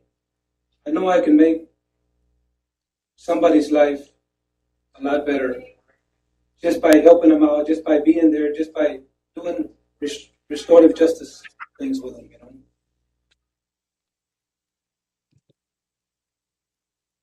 How do you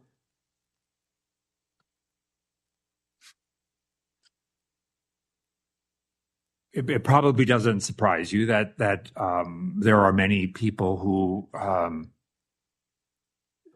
do not believe that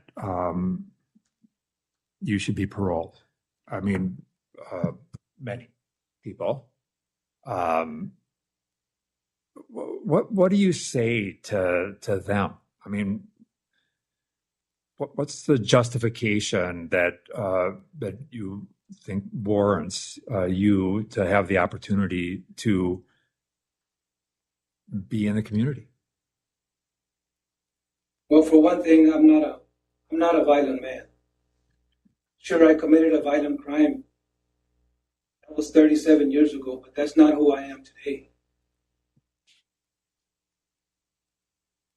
When they could look at my past discipline record, there's no record of me being violent even in here, for the past 17 years, 18 years.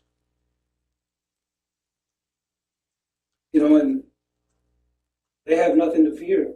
I don't know why. I mean, I understand that, they don't know me, so they still think that I'm still that same person that I was back then. But, and I can't prove them wrong unless I'm out there to show them that I'm not that person anymore. You had a bit of notoriety along the way with some of your antics while you were incarcerated, right? We were involved in a Stillwater incident, escape attempt, right? Right. That was back in 2008.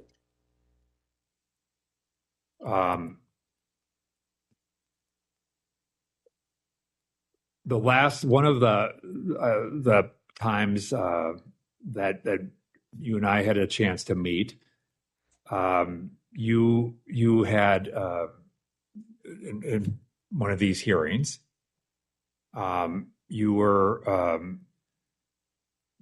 dating somebody on the outside, or you had a relationship with somebody on the outside. Do you recall that? I remember. Yes, sir. Alicia, I think that was her name. What did you learn from that? Maybe the board doesn't know about that, so maybe you can describe a little bit about what happened. Well, the main thing I learned from that is that I cannot trust people right away. Because I had gotten to know her for, I think it was like 6 months. And I put I used to trust people until they did something wrong that I couldn't trust them. And I believed everything that she was saying to me, and that was wrong on my part, for not finding out who this person really was before I had any kind of relationship with her. And I don't know, she was trying to find ways. I thought that she was trying to find ways to help me. But she wasn't going about it the right way. And I know she was saying that she contacted you and she contacted the warden in Rush City, and she also told me that she didn't like what the people were saying in Dodge County about me, that I wasn't that person that they were talking about. That they didn't know me, that they shouldn't talk to me, they shouldn't talk about me that way. And I said, don't worry about what they're saying. That's their opinion, and I got to do the things that I have to do in here, to make myself better and to, whenever I do get a chance to be out in society again, I am ready for that. So, don't worry about what people out there are saying.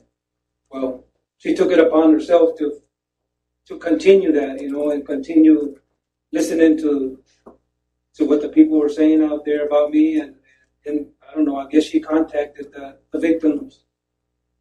And she might have contacted you. I didn't know that until you told me that she called you. I know she said she was going to write you a letter, but she never told me she was going to call you, and she never told me nothing about that she was going to contact the victims. And that's something that I told her that you never should do. She went ahead and did it anyway, without my knowledge of it. I didn't know about that until you told me about it at my hearing. And after that hearing, she had contacted me. Yes. Yeah. And after that hearing, that's when I went back to my unit and I called her and I told her, you know what? This is the last time that we're going to talk. I'm sorry I have to end this relationship with you because I cannot trust you. I asked you before not to even contact these people when you did. So that broke the trust that I had with you. So I cannot have a relationship with you, and I ended that relationship there and then. So why do you think I bring this up now? What would be the reason for me to bring this up? Do you have any idea why I would ask you about it? At this time, no, I don't. Because she's no longer a part of my life at all. Yeah. I understand that she's not, but when we think about the lesson learned, right? And you put a lot of stock. You said she was there to help you, and you were facing a decision about your eligibility for release. Right. And what it causes me to question and wonder about is the influence of other people. And that remains a concern. While you have not had discipline recently, I go back to the thinking about the crime itself, and your role in that. Your brother was your co-defendant in that, and then I think about the Stillwater incident. I don't know if you were, as I recall, you're not the mastermind in that deal, but you were a participant. And so I worry about putting you in the community and your ability to make fully independent decisions and to place high levels of trust in other people. Explain to me why that should not be a concern. Well, I am going to surround myself with more positive people that I can get to know and that I can get to trust. Like right now, I'm talking to Pastor Paul, and he's from the Autumn Ridge Church in Rochester. He's like my spiritual advisor. That's what he asked me to call him, because he said I will introduce you to people that are going to help you out here, that are going to take their time out of their life to make sure that you're well and you're well taken care of. He says So those are the kinds of people that I'm going to surround myself with. And I don't. I made a bad decision in trusting this woman. I mean, but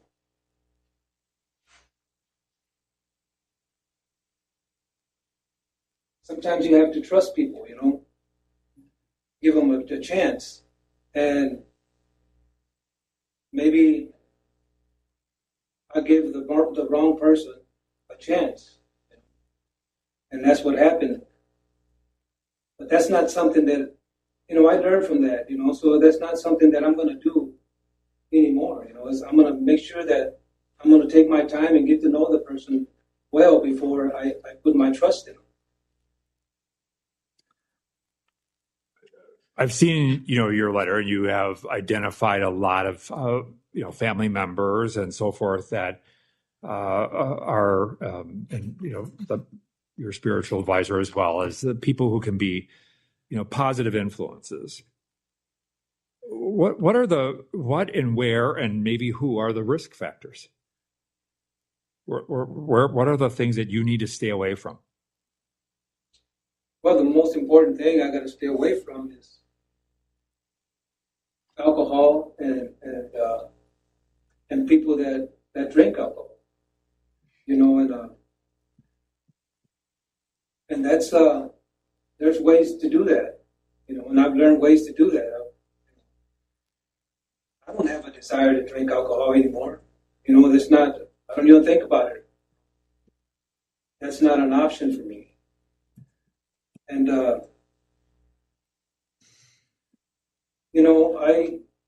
but I do have a backup plan if I even get a thought of drinking alcohol. I got my AA family, I got my spiritual family, the church that I'm going to belong to. Those are going to be the people that I go to for support. I'm not going to go to support for some people that are drinking all the time and throwing parties and stuff like that. That's not any kind of support for me, or that's not any kind of support that I want. I'm trying to make something of my life, with my family, with my daughter and my grandkids. I'm trying to be able to leave something behind, some memories, some good memories, other than them remember me being in prison. I want to be able to have a house with my daughter and my grandkids, and so they can be a positive role model in their life. I just want to do some family things, with my family, and be able, and in the meantime, also be able to help out the community that I'm living in. That's all I think about doing. I don't think about drinking. I don't think about, having a relationship with a woman. That's not something that's important to me right now. What's important to me is my family, and maybe try to get out and spend some time with the years that I have left with them, and try to make something of my life.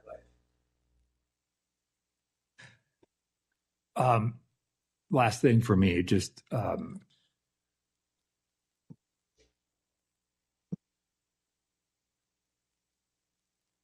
does it strike you at all that the very thing that you want is what you took away? I understand that.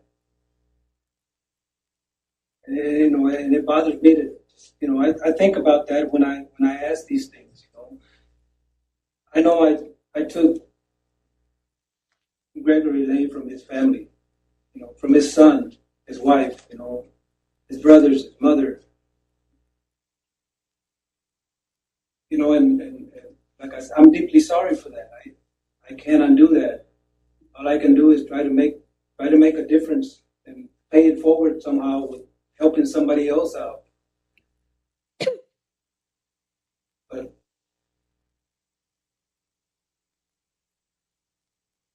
I don't know what else I can do to repair that harm other than try to help people out.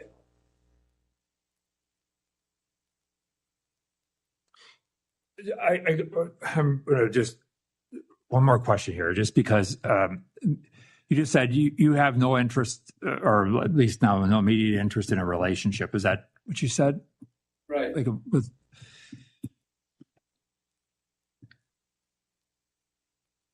as I understand it, what prompted the call to on the night that that you took the life of Chief Lane, there was a response to a domestic. Is that accurate? Right. Who was involved in that domestic? The mother of my daughter, Gisege Ortega.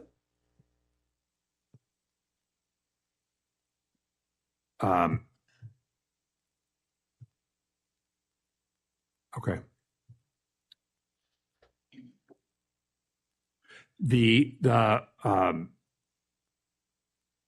So the response from law enforcement was to that. That ended up in, as I understand it, first an assault on the chief, right? The shovel.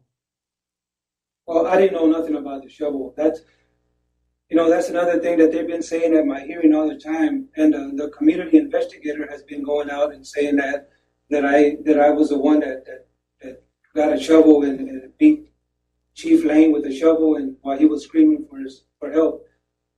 I never even knew there was a shovel involved until my brother told me that he had hit him with a shovel. I admit it, I did take his gun and I shot him twice with it. But that's all I did, other than me and him fighting, around the car outside. But I never even touched a shovel. So I'm not accusing you of hitting him with a shovel. I'm just saying that was one of the things that was a fact in this case. Yeah, but that's the fact that my brother did. I understand. I'm not accusing you of that. I'm saying that you acknowledge that you took his gun, you took the chief's gun, and you shot him with it. And I just would note that when you described that, you just said, I just took the chief's gun and shot him twice. It's not just. So I'll leave it at that. Other questions that people may have? I have a question for Mr. Salinas. I read somewhere that you have plans to eventually reside in Duluth if possible. Is that correct? Excuse me, say this. I didn't understand it. I read somewhere that you plan to move away from the community if you're released, that you do not plan to reside in the community where you committed your offense, that you plan to live away from that area. Is that correct? In Rochester, which would be the next county over. Okay. What would you do if you faced rejection, hostility from whatever community you were to live in? How would you handle that? Well, I try to get out of the situation, even if I had to leave town. And how would you attempt to get out of the situation? And I'm talking about ongoing problems, not just one person. Yeah. What if the community just did not want you there because of your crime? Well, I would call for help. I would call law enforcement if I had to do that. If I couldn't talk the person or whoever I was having the confrontation with, if I couldn't talk it out with them, we couldn't get something straight, then I would call 911 to help me out, because I don't want to get into a confrontation. I don't, I'm not looking to get into any more confrontations with anyone. Oh, I understand that. Let me ask you another question. Describe for me the person you were at the time. I know it's not who we're seeing and talking with now. As you look back, describe who you were. I was a young man that grew up with a lot of trauma in his life. By seeing his mother and father drinking and beating each other up. My dad, he abused my mother every weekend, beat her up. And I mean, there were some pretty bloody scenes that I got to witness. And I grew up watching that, and then alcohol. I started drinking since I was 5 years old, and alcohol became a part of my life also. So I had a lot of issues. I had a lot of issues going on in my life, and I didn't know how to deal with them.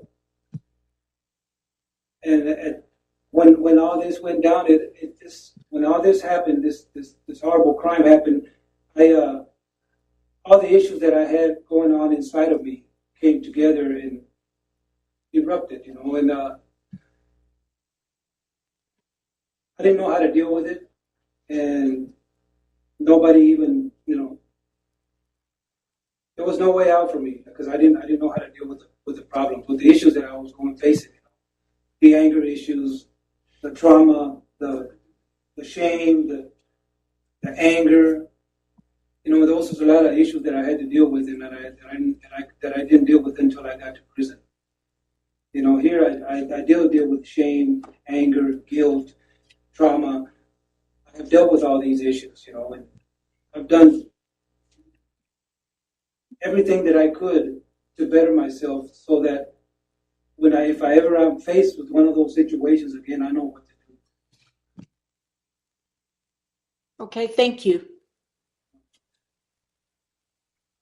Mr. Salinas,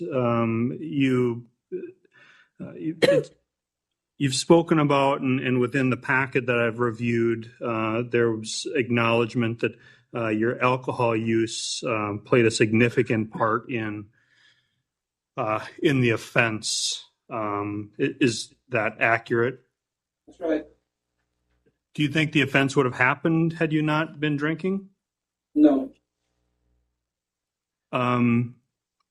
Were you drinking when you were involved in the Stillwater incident? At times I was. I was also going through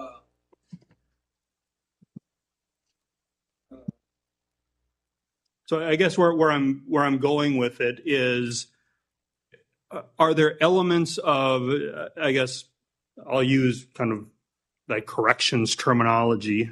Are there elements of antisocial thinking that have played a role in any of the behaviors in which you've been involved? And what have you done, if anything, to address those things during your incarceration? Explain it, antisocial. Antisocial would be thought processes that are kind of outside the norm, kind of maybe against typical societal values, those sorts of things, maybe a general disrespect or disregard for, it could be law enforcement or community values, community norms, those sorts of things. And that's kind of a broad description of, I guess, antisocial thinking. I don't think I don't believe I'm antisocial, because I get along with everybody. I try to help everybody out that needs help, that asks for my help. So I don't show no anger or no aggression towards anybody. So I treat everybody with respect. I'm very humble. I'm a humble person. So I don't see myself as being antisocial. Okay. All right. Thank you. I have a couple of questions. Could you, in 2016, in the PRT, it says you were held in administrative segregation for an undisclosed reason. What was the reason? Do you know? Yes, I know. They put me in segregation. I was in the kitchen, working in the kitchen, and they put me in segregation because there was this person that told staff that I was getting too close to the staff there, to the staff that worked in the kitchen. They were mostly all ladies that worked there, and so they took his word on that, and they took me and another guy, And the other guy, they found out that he was having a relationship with one of the ladies there in the kitchen. But then they took me along with it, and they told me, he says, well, your name came up too, that said that you were getting too close to the females that were working there. And I said, no, I wasn't getting too close to him. I talk to him all the time because I have to talk to him to get the things I need to do the baking process, because I was in charge of a lot of graduation and a lot of baking and a lot of cooking, because I did the cooking and the baking most of the time. So I did have to deal with the staff quite a bit, So and there was one helping me all the time to get the stuff I needed, and he thought that there was something going on, but I don't think he thought that there was anything going on. I think he made that up because the ladies, that's what the staff told me, the ladies didn't want nothing to do with him, and they told him that to stay away from her, and he got angry, and that's why he threw my name in there. And they put me in safe for 30 days, but they said, well, we're going to check the cameras, we're going to do some investigation, and if you didn't do nothing, you have nothing to worry about. Well, I had nothing to worry about because I wasn't doing anything. And they let me back out. Thank you. Couple more questions. In your interview with the psychologist in 2020, you described yourself as a happy drunk. In the most recent interview you had with the psychologist, you noted that alcohol played a significant part in your life, that you were frequently drunk and in lots of fights as an adult. So that's really inconsistent from 2020. What happened in those 5 years that made you change your narrative about yourself? Well, I think there was something missing there, because I did tell her that I was a happy drunk. I had a good time when I was drinking. I had no problems. But when somebody approached me and wanted, and disrespected me or called me out, then we had a problem, and we started fighting. And I think that's where it is, but I never started a fight, but every time that somebody wanted to fight, then with the alcohol in me, it was easy for me just to, start fighting with them. But I never started any fights. I was always, drinking, having a good time. I just had a problem with somebody, getting on me and or trying to beat me up or something, start a fight with me. Then I would just take it to the extreme, which, end up fighting with them and going to jail most of the time. My last question. Alcohol did have a big My last question is your relationship with your brother. What's that like now? My brother, Robert? The brother who was with you when you left to go to Missouri, and I believe he came back when you... I haven't talked to him in years. I don't know, it's been maybe a few years. He's somewhere in Texas, in San Antonio, and I don't talk to him hardly at all. Thank you. Mr. Salinas, you went through Prison Fellowship Academy in 2024, is that right? Yes, ma'am, last year. So that was after you'd been incarcerated for about 19 years? This last year. No. I've been incarcerated 35 years. Okay, I'm sorry. I looked at the wrong number. So when you went through PFA, describe what impact it had on you, the person you were before and the person you were after PFA. Oh, after PFA, because when I went to PFA, I started really digging deep in my soul to find out if there's if there's anything bad in there, I wanted to bring it out and talk to my counselor about it and see how we can deal with it. And I had a very good counsel. How he's a good counsel, and he taught me a lot of things about about the Bible. He taught me a lot of things about scriptures. He helped me through the whole year of the Prison Fellowship Academy. And it helped me see things more clear about life, about family, about thinking, how to think better, how to listen better. These are all the things that the PFA helped me with, and I came out of there, blessed to go there, because it changed a lot inside of me that I can't describe it, but it was a feeling that I had Jesus Christ in my life, and it's a feeling that you can't describe. You just have to feel it, And but for the whole year, he was by my side, and it made me a different person, as of when I first went in. I was already changing, but I think PFA took all the programs that I had taken before and put them all in one. And I don't know, it was an awesome feeling for me, to graduate that program. And then I believe it made me even more humble. Do you have any ongoing relationship with PFA now that you've graduated? Yes, I go to the communities.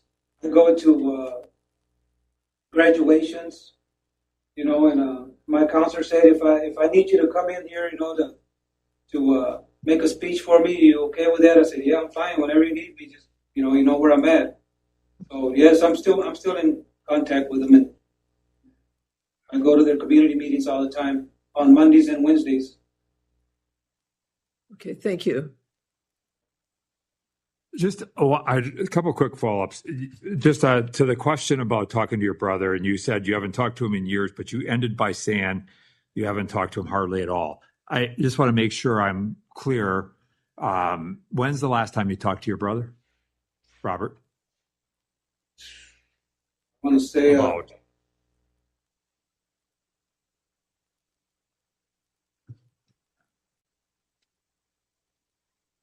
I think it might have been 22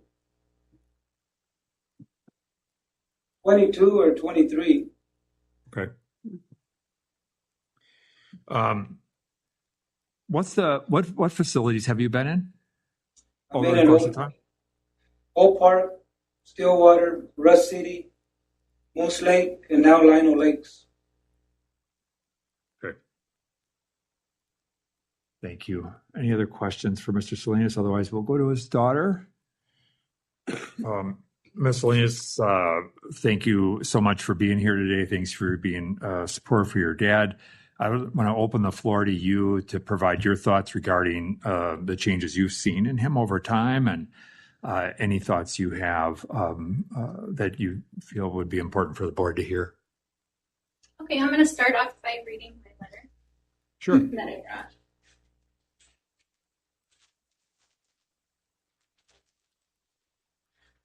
Okay, just says, hello everyone, my name is Crystal Salinas. I am the daughter of Andrew Salinas, and I want to thank the Supervised Release Board for giving me the opportunity to be here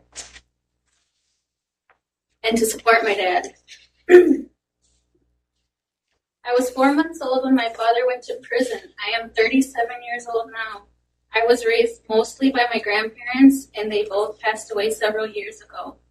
I have 2 sons and 2 daughters, and I have 3 grandsons. I raised my children myself after their father passed away in a car accident 4 years ago.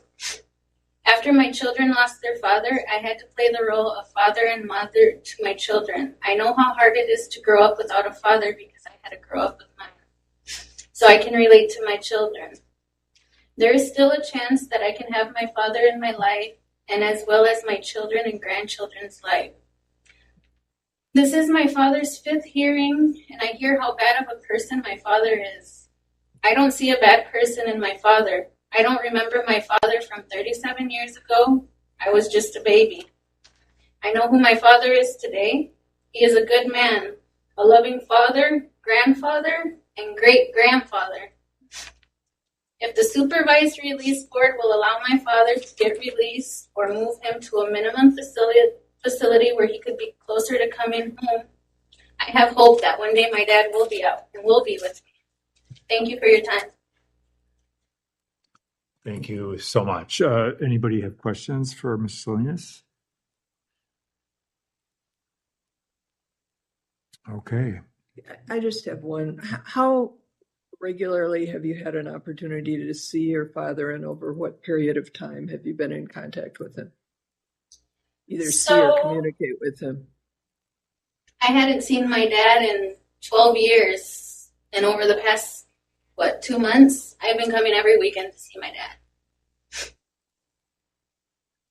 I've just been going through a lot.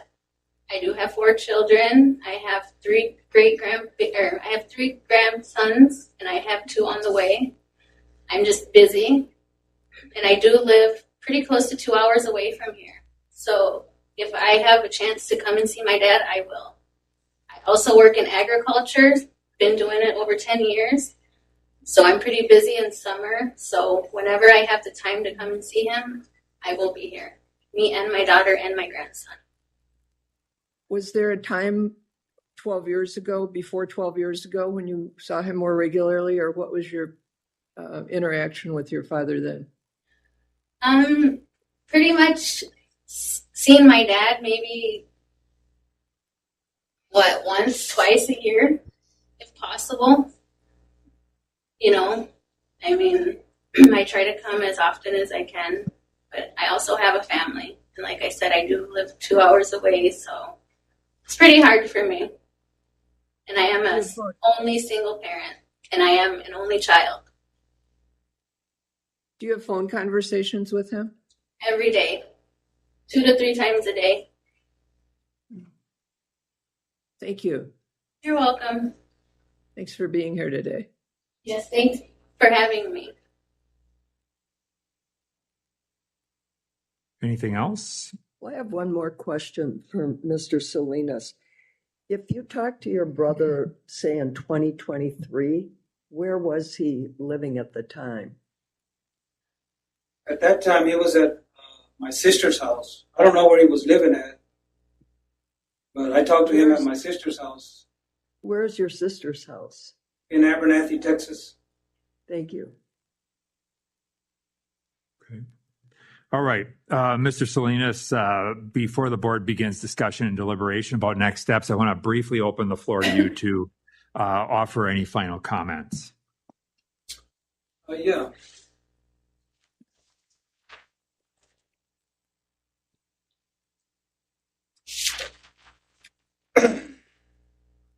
The final thing that I would like to say is I have met all my directives that were given to me at my last hearing in 2023. And in the past 2 years, I have done a lot of work on myself. When I went through the Prison Fellowship Academy, I was digging deep in my soul to make sure I dealt with all the buried issues I had. I know that I am not perfect, but I have worked hard on becoming a better man. And I will continue to grow and work on myself because there is always room for improvement. And as God is my witness, I am not the same person that committed that horrible crime 37 years ago. That person is no longer with me. I am a new creation. And people, the society does not have nothing to fear from me. I only want to help out my community and my family. Thank you. And with that, I will close the discussion during board discussion and deliberation, so we'll not entertain questions or interruptions. And with that, I'll open the to discussion by and among the board.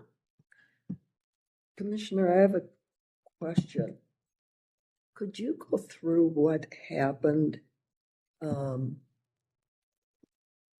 just lost my train of thought. The first question you asked him was about his former relationship with his girlfriend who contacted you and reached out to a few others. Why did she reach out to you?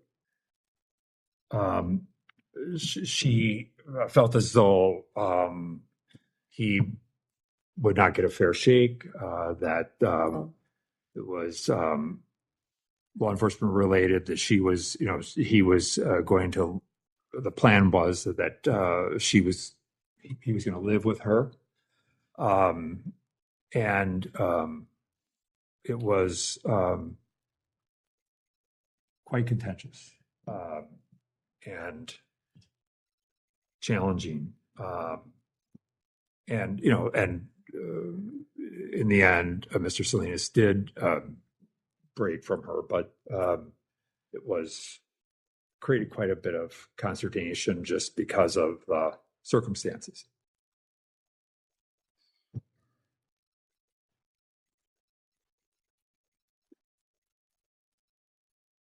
Could I just say something here about the tragic consequences of his crime to the community and how the victim's family and the community have suffered?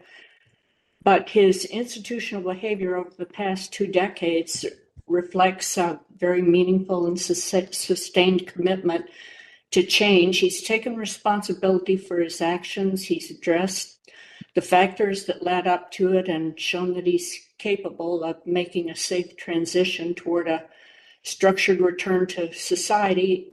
It appears to me, from my knowledge of prison programming and personal change, that he's done as much as possible to make those changes. My perception.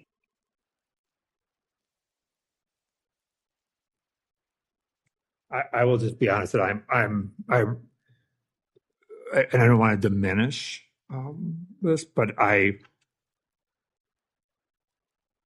remain concerned, and part of that concern is the potential. I think some of the lack of depth of connection that he may have outside. I do get concerned about his, my sense of what the relationships look like when he is outside the fence, so to speak.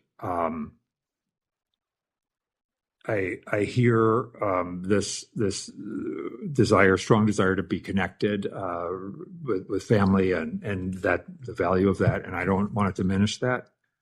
But I think the relative short time that this reconnection has happened, and again, this is just one which I really applaud and I think is worthwhile. But that reconnection seems somewhat recent, and I don't know that. That there may have been much look or work done to, this whole notion of trust. Like he talked about this issues around, who we can trust and who we can't. And while, he's in a controlled environment and I would say with PFA a quite positive environment. But I'm concerned about what that may look like outside of that this environment. I'll just leave it at that. Yeah, I'm sorry. I just wanted to say, but wouldn't a gradual transition through minimum for whatever time we felt was appropriate, wouldn't that give us a chance to observe actual changes in a secure environment? I mean, potentially, the issue for me is becomes one of trust, right? And I think as Mr. Salinas points out about that, one of the lessons he learned was about trust, and the fact that that he placed a lot of trust in someone, and had developed an entire plan, a strategy around release that was, and so to be frank, I would like to see more depth in terms of the ability to trust that than to step him down. That's just me. And I had that experience, and I don't want that experience. Certainly, each board member has to make their own decisions, but that is a concern for me. I can tell you that it is very, very common for people in prison to have connections with someone on the outside and then discover that they have been deceived, and vice versa. This happens a lot, and to allow one person to overturn the work done during at least the last 20 years it does not seem like a good decision to me, to allow one person to have that power to disrupt a person's potential release plan. My opinion on that, but I have seen it quite a bit. Very similar cases, not unlike this at all. And it does not mean that the person is easily deceived, no more so than general society. These sorts of things are unfortunately extremely common where people are deceived, particularly in romantic situations. And as for his relationship with his daughter not being as close as maybe we would like for a family relationship to be, it isn't his doing, or his daughter's, considering the situation. I'm guessing that he would have chosen for it to be very different. Frequent visits. I guess I echo some of the sentiments that the commissioner mentioned partially. I think, and I certainly respect Joe's comment that, that one isolated incident, assuming it is an isolated incident where, a person that Mr. Salinas had placed trust in ended up not, and he ended up being deceived. And again, don't know all of the details about it, but one of the things that I look at is the ability to, success is going to be based partially on the ability to identify people who are going to be, positive supports for you in the community. So that is something that I look at. I also kind of go back to the question that, I had posed, the reference earlier about, alcohol playing such a big role in the commission of the offense. And yep, that's true. But then, there was the subsequent, and granted, I understand, 17 years ago, but, the role in the escape attempt from Stillwater. For me, there are enough things that still continue that I would want to see more time, some additional time following completion of PFA to demonstrate, maybe some additional work on, kind of fostering and developing, a really robust support system that's going to be so important in the community. Those would be things that would be important for me.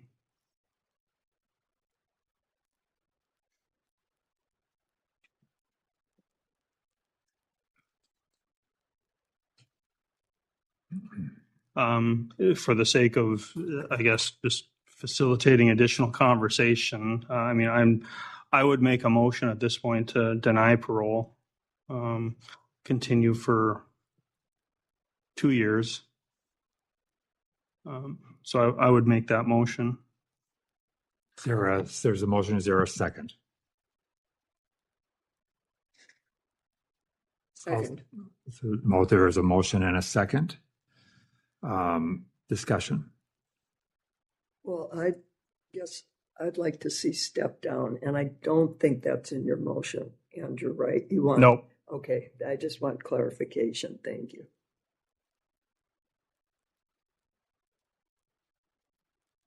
Are there things that you would like to see as part of this?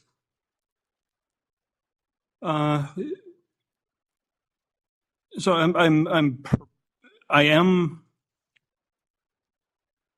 I would like to see greater insight into the potential link that, I use the term antisocial thinking, antisocial cognitions. Other areas sometimes call it criminal thinking, but it's some of the deep-rooted thought process that played a role in the behavior of the offense. So not only the offense, but then you also have that event at Stillwater, whether it's completion of some sort of cognitive behavioral therapy. Again, I know there's several different options, so I wouldn't specify a given one because I know that somewhat is dictated by facilities, but certainly completion of some additional programming. I think the release plan also, and I know as the release plan is, there has been some effort there. I think it may be beneficial to look at maybe some backup release plans, releasing in such close proximity to where the crime occurred may become problematic for long-term success, community acceptance. So I think, and I'm not saying that it couldn't happen, I'm just saying it may be beneficial for some additional work to develop a backup plan there. So I guess that would be kind of the foundation or a start of what some of those additional expectations are. And cultivating some additional support. I certainly agree with that, Andrew, but I believe that process could go along with the beginning stages of stepping down by going to minimum and work on the other part of that, because as I look over the long list of programming and also the engagement level throughout, I do not see what more he can do in medium. I believe that stepping down to minimum and beginning that process would be the best decision here, given what he has accomplished, where he is in terms of his life. I see nothing more in terms of prison programming that could contribute to further change. More cannot always make it better. I feel he's done everything that he can, everything it has to offer, and that if we're going to step him down, now is the time. One of the things that PRT recommends as an alternative to step down process was moving to continue him at a medium, but potentially transferring facilities for vocational training. I didn't hear a real emphasis on training he's had or what he would be doing when he gets out. And while I was impressed with what he gained from Prison Fellowship Academy, that's not giving him something skill-wise to be able to rely on when he gets out. And I respect what you say, Joe. I guess my motion is what it is. I think there's only been a motion. I haven't heard a second. Yeah, there was a second. Oh, was there a second? I apologize. And so, yeah, and I think, the transition options are, he could go access some different vocational options at Faribault actually would be one of the options for accessing some of that as well, which, the team could look at as part of this. So we have a motion and a second, and we'll call the vote. To the motion, Board Member Bray, No. Board Member Earhart, Must be muted. no, you can't. I can't hear Is you. the motion to continue for 2 years? Did I hear that correctly? Deny parole, continue for 2 years. I oppose. Okay. Board Member Larson, Yes. Board Member Ramstead, Yes. Schnell votes yes. By a vote of 3-2, parole is denied. And with a 2-year continuance, and the programming as suggested with the addition just of, remaining discipline free as a standard condition. All right, Mr. Salinas, we will prepare a letter that will be sent to you and detailing this. If you have questions, feel free to talk with your case manager there, and then we will get back in touch with you to clarify anything you may have questions about. Good luck to you.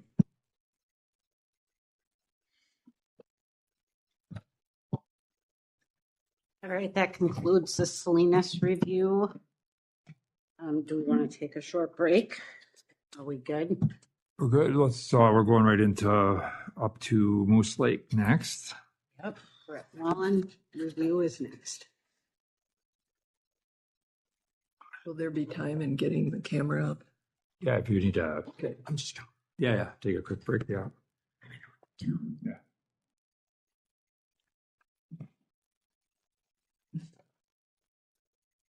Thank you.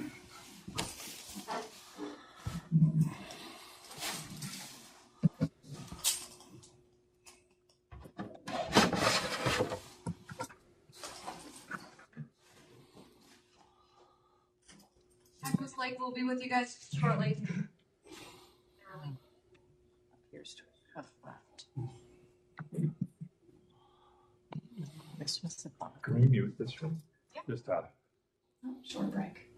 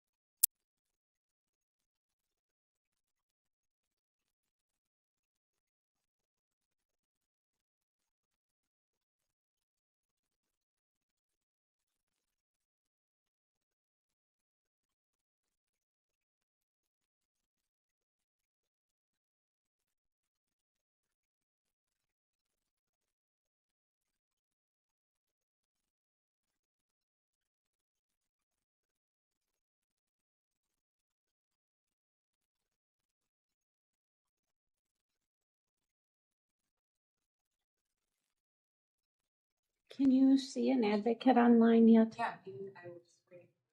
Okay, thank you. He is on. Thank you very much. Miss, Justin, are you able to hear us? Mr. McNeil, are you there? Can you hear him? No, I can't. I sure am. Okay, we have Mr. McNeil. Mr. Wallen, can you hear us? Yes, sir. Okay. thank you very much. Good afternoon, everyone. Rebecca Holmes Larson, Executive Officer of Hearings and Release and the Supervised Release Board. We're here today to review Mr. Brett Wallen, who is present by video at the Minnesota Department of Corrections facility in Moose Lake. Mr. Wallen also has his advocate, Mr. Justin McNeil, present by video today. Here with me at the Minnesota Department of Corrections Central Office is our Commissioner and Chair of the Supervised Release Board, Mr. Paul Schnell, along with the rest of the board members. Mr. Joe Earhart on your screen. We also have member Andrew Larson, member Christine Bray, and member Cheryl Ramstad. Our records indicate that on August 28th of 1993, Brett Wallen followed a vehicle that Keith Eugene Wallace Jr. was driving. He got Keith Wallace to pull over to the side of the road. Brett Wallen then shot and killed Keith Wallace while he was sitting in the driver's side of the vehicle. It was later learned that Brett Wallen was having a relationship with Keith Wallace's wife. On May 24th of 1995, Brett Wallen was sentenced to life imprisonment by Rice County District Court after having been found guilty of the offense of first-degree murder. Mr. Wallen was initially reviewed by a commissioner and the advisory panel on April 13th of 2022 and continued for a future review after 3 years. Today's review by the board represents Mr. Wallen's second review after serving approximately 30 years of incarceration. His minimum parole eligibility date on his life sentence occurred on April 4th of 2025. Thank you. I turn this matter over to the board. Commissioner. Good afternoon, Mr. Wallen. How are you today? Okay. How about you, sir? Okay. All right. Thank you. I'd like to start off by just asking what it is you'd like to see happen as a result of today's meeting. I would like to continue the progress. In this case, go to a minimum facility, preferably Red Wing or Lino Lakes, until my next review. All right. Explain what makes you feel you're ready for that. Well, as you know, I've served 30 years. I've done all the programming I'm able to do, and I would like to move on and to the next challenge, I guess you could say. And just to further myself. Okay. So talk about how you've furthered yourself to date. I've done many programs, Changing Faces, Alternatives to Violence, critical thinking, restorative justice, name a few. I've been involved in the long-term group here at Moose Lake. I was in the original lifer group at Stillwater, which you yourself, I believe, are at our first meeting. And thank you for coming to that. That was nice. Unfortunately, the COVID derailed that while I was there, and then it never got going again. And then since I've been at Moose Lake, I've acquired over 3,000 hours of plumbing apprentice hours. So you've done a lot of programs. How have those changed you from the person you were at the time you committed your life sentence crime? Well, it gives you quite a more insight into yourself. I don't know how to explain that. I guess you just become more aware of what makes you tick. I mean, as well as other people, I guess, to an extent, but it really changes your mindset on a lot of things. So what makes Brett Wallen tick? Well, I'm just regardless of what got me to prison, I'm an average person. I'm a loving person. I want to do good. I want to see the goodness in the world. Help people if I'm able to.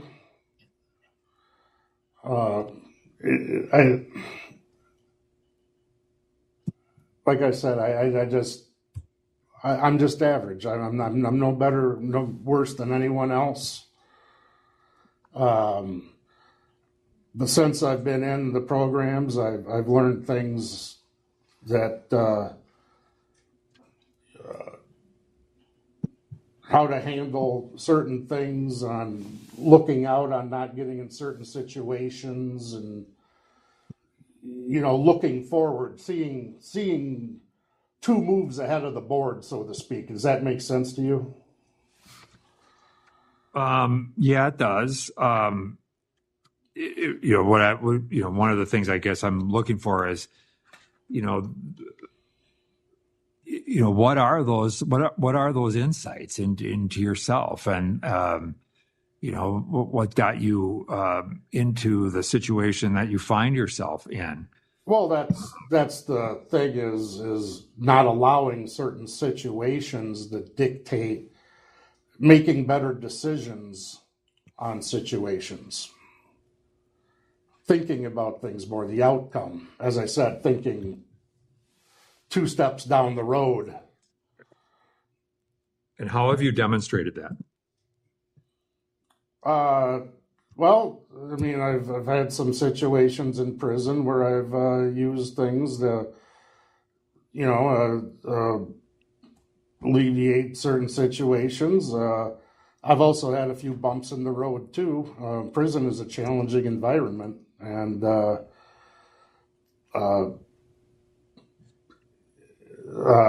do I explain? It can be a very testing environment, trying environment. You can do your best to put your best foot forward, but not everyone thinks the same way you do. But nonetheless, I do try. Okay. So you, can you talk about, I think it was in May of 24, you put a year ago, 11 months ago or so, you had a little bump in the road, I guess. Yeah. Talk about that. Well, that's one of the things, like I said, a situation that I could have handled a lot better. Officer did something I didn't agree with. I questioned her about it. She came back at me. There was some negative energy. I fed into the negative energy, and I shouldn't have. I'd seen her a couple months ago or so, and I apologized to her about the incident, and I told her I could have handled it differently.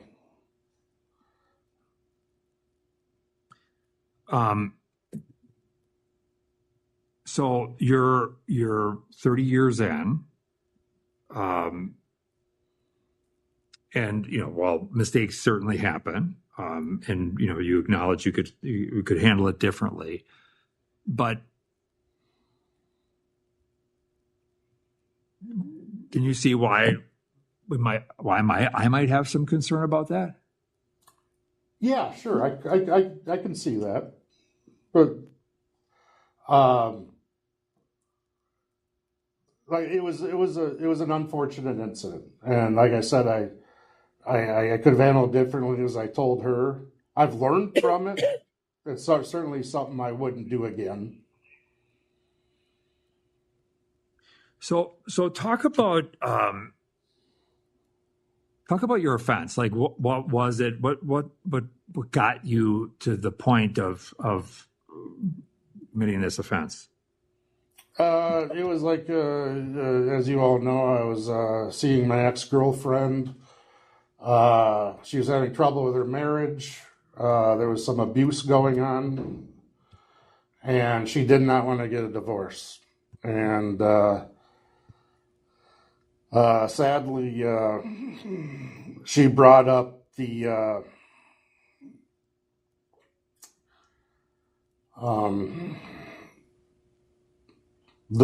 way out that happened, which was killing him, and reluctantly, I agreed with her.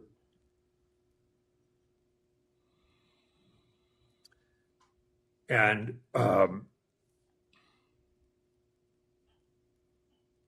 as you look back at that today, what were all of the elements, the underlying factors that led you to follow through? That she was unhappy. There was abuse going on. We were seeing each other again. She probably felt that she would be happier being with me, and I felt that I would be happy being with her as well at that time. And where were the errors in your thinking that led to your behaviors? Oh my, where do I start? Thinking that committing a murder would solve the problem. First and foremost,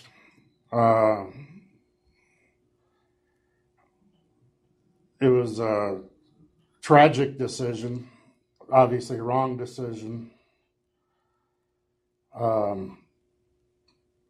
There's other ways we should have, or she should have, handled it, to get out of the marriage. That's what certainly, to tell you the truth, I should have just said, you do what you got to do to get out of it. Leave me out. Okay, and obviously you didn't do that, but no, I didn't. I should have done that. Yep, but that's a big jump, right? That's a big jump, yes. Right? Yes. And so, how do you? I'd probably let my emotions take over from my rational decision making. Okay. So, again, I don't want to conflate your life sentence crime behavior with May 21st of 2024, but on a far, far, far smaller scale, did your emotions get the best of you on May 21st of 2024 in your interactions with the officer? You could say to a point, but like in a different way. That was more of a reactionary response. Versus in the life sentence crime was like a planned, thoughtful, deliberate? Yes, exactly.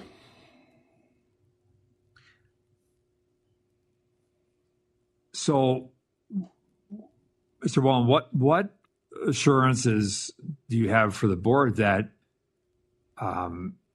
you won't respond in a brash, quick manner without with a lack of thought going forward? Well, that's a fair question. Everybody gets frustrated and they say things they don't mean. But saying something you don't mean is a far cry from, committing a crime.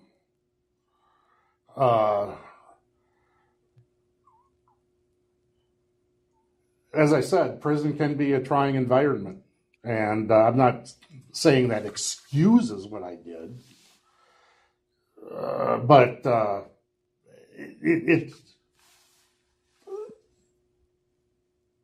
how to say, you don't have much, you're kind of at the mercy of the officers. You don't have much control over your life, and that can be, when a situation like that happens and the frustration takes over. Like I said something out of the blue. I mean, I didn't yell it at her. It was kind of under my breath, but it was still something I shouldn't have said. Yeah. All right. I'll open it up for other board members to ask questions of Mr. Wallen. I have a question I'd like to ask. Oh, I'm sorry. Go ahead. No, go ahead, Joe. Okay. I had a question. At your last review, you were directed to work on asserting yourself in a positive manner. What have you done towards that in terms of being able to assert yourself positively instead of being more passive aggressive? Well, I've taken more programs such as Changing Faces. That's the only one that I've been able to get into here that's been offered. I'm currently in a program called Decision Points. I completed the long-term group last year. I continued taking it this year. That they address, life skills, that come up with this as, taxes, economic issues, cars. We just did a thing on driving test a couple weeks ago. I'm sorry. Was to become more assertive. It was Changing Faces that you took the program. Yeah. Now, when you say assertive as in positively going assertive forward, yes, that is one of the things I've done. Yes. Another question is what is your release plan? What do you see happening? I would more than likely get involved in a trade such as plumbing, maybe a boiler engineer program. I have welding skills. I can always do welding or a job that involves welding. Are you talking employment-wise or just everything? The most important things, of course, that's one of them, but I just wanted to know your overall release plan and what you have planned for the future. Well, other than the employment, I would want to, find a place of my own once I'm established with my employment. Spend more time with my family. Save for my eventual retirement. I don't have grand goals, like I said. I just want to live like anyone else. Okay, thank you. You're welcome. I'd like to ask a couple questions, but just going off of what Commissioner Earhart asked about your release plan, I thought I read you've got $18,000 in an IRA. Is that correct? I don't know how much the IRA is right now. If you have watched the news, the market's taken quite a hit here in the last week. I have $10,000 in a savings account, and the last I looked, the IRA was at about $8,000 or so. I can't remember the exact number. So combined, it would be $18,000. What job did you have? then? Because you were incarcerated, I think, at age 23. So, 25, I was came into prison. What job did you have to accumulate that amount of money in an IRA? I was a aircraft refueler at the Minneapolis-St. Paul Airport.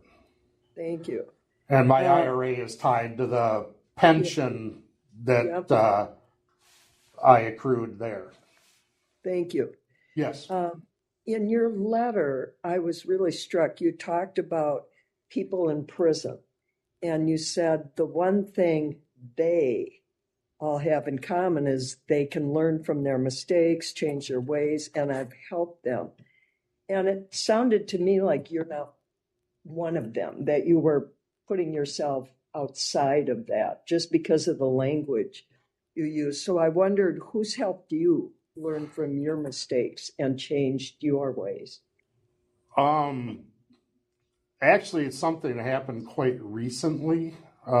We had a meeting here at Moose Lake in preparation for today. My caseworker supervisor, and the associate warden. The associate warden, Mr. Collins, really brought some things to light that have helped me. He explained some things to me that really got through.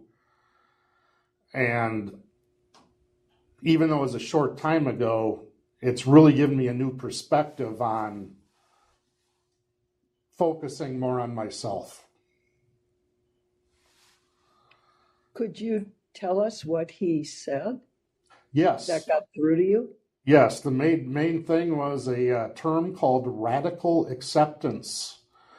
And in a nutshell, what that term means is you can't change the past as much as you want to. You have to accept where you are in the moment and look forward. And that was a big eye-opener. Yeah, one of the other things that I think you said, and I don't remember if it was PRT or the psych report, but you just want to go back to your old life. And that caught my attention because this is 30 years later, and your old life led to your crime. So what did you really mean? I didn't mean that. That's not what I meant. What I meant was just being a working guy, hanging out with family, friends, playing golf, things like that. That's what I meant by old life. I didn't mean certainly anything crime related.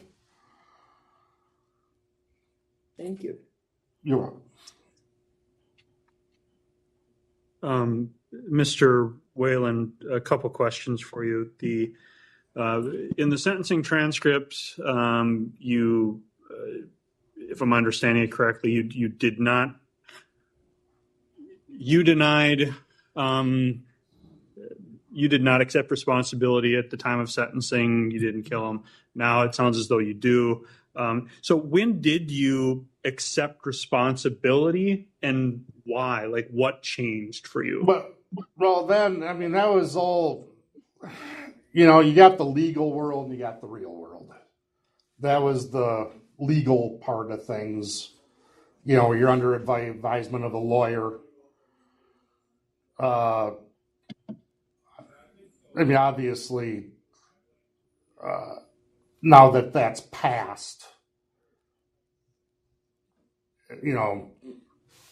the reality of the fact is, it was,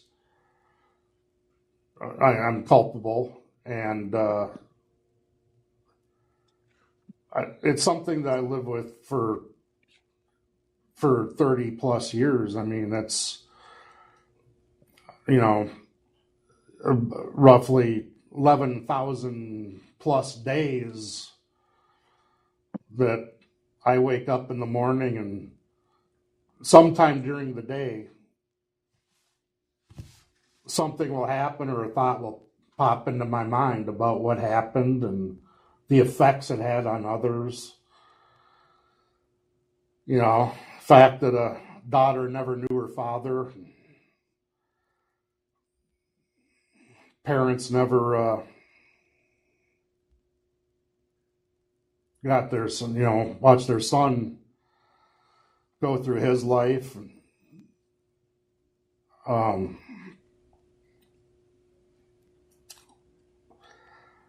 So I don't have an exact date where I realized it, but I always have. I'm sorry if I got away from your question.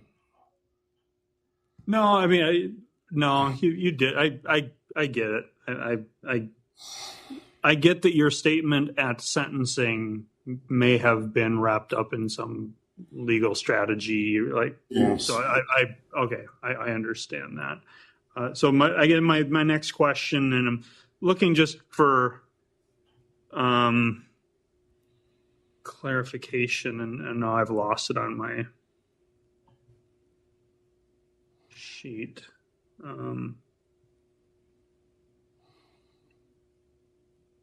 I've lost. So I'll withhold my other question unless I can find it again here. Mr. Whalen, in the commissioner's letter to you following your previous hearing in 2022, one of the things that he asked you to do was participate in any programming that you and your caseworker identify as being helpful for you to address any anger management issues that you may have. Now, you talked earlier about assertiveness, but that to me is different than anger management. And I'm just wondering if you ever talked to your caseworker and identified anything to address any anger management issues that you may have. The anger management program has not been offered, so I couldn't take the program. Are you speaking about other things in general, or are you talking about the program? No, I'm talking about, did you talk to your caseworker about anything you might be able to do to address any anger management, whether it's talking to a behavioral therapist or, a group, or, I'm not talking about a specific anger management group per se. No, I haven't. I didn't know that was an option. But to answer your question, no. Thank you. So I did find the other thing I was going to ask you a question about, and this actually comes from the psychological report under the current statements regarding the life sentence crime, and I'm just looking for a little bit of clarity because the way this reads doesn't. I'm looking for some context. So it states, when you were asked to explain why and how you would not be involved in similar circumstances in the future regarding the crime, you said, obviously killing someone is not the right thing to do. I understand that I didn't realize that then, but I do now. So you didn't realize that killing someone was wrong? No, I knew it was wrong. I don't know how that got. I must have explained it the wrong way. Obviously, I knew it was wrong. Okay.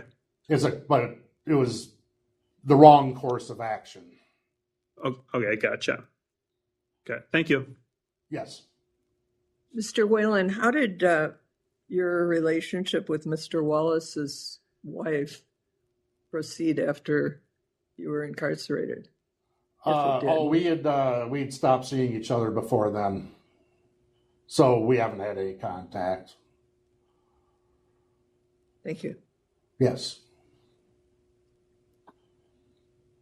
Any other questions? I'll turn to Mr. McNeil. Mr. McNeil, thanks for being here today. Thanks for providing support to Mr. Wallen. And I'm going to open the floor to you. Yes, absolutely. Thank you so much for having me here today. I hope you can hear me all right. I can. Good. I started going to Moose Lake in the last year and a half and doing classes for people who are going to be seeing the supervised release board at some point. A lot of the lifers there doing presentations. I think the second time I came there, Mr. Whalen was at the class and approached me after And so for the last, I'd say, just a little under a year, we've been working together. We've had a few conversations, and he's also sent me his release plan to the letter to the board and was encouraging him to add more to it, helping him make some edits, and then really helping him start to think about what's going to happen when it does get time to get released or step down. How are you going to handle that? What have you done? And it's just nice to see just a lot of the questions you've been asking today are things that we have talked about. What's your actual plan for release? What's the community going to look like for you? What are some goals you may have? And it sounded like, I didn't really hear it here yet today, but when he was talking with some of the staff, they were worried about his plan being a little light, and that's something I'm more than willing with him to work on more. If you have concerns that his release plan is not robust enough, I'm more than willing to help him do that. And as you're aware, because you've seen me on a couple hearings now, where I really step in is once this step down process starts, is visiting people at minimum, helping them get prepared, following them into the work release phase, and then into the community phase, making sure they're getting connected and that they actually have someone they can call when things get stressful. Because, 27, 30 years or more in a facility, the world has changed quite a bit. And so that's what I'm here for, is on the public safety piece, is making sure people with life sentences have the things they need for hopeful success in the community.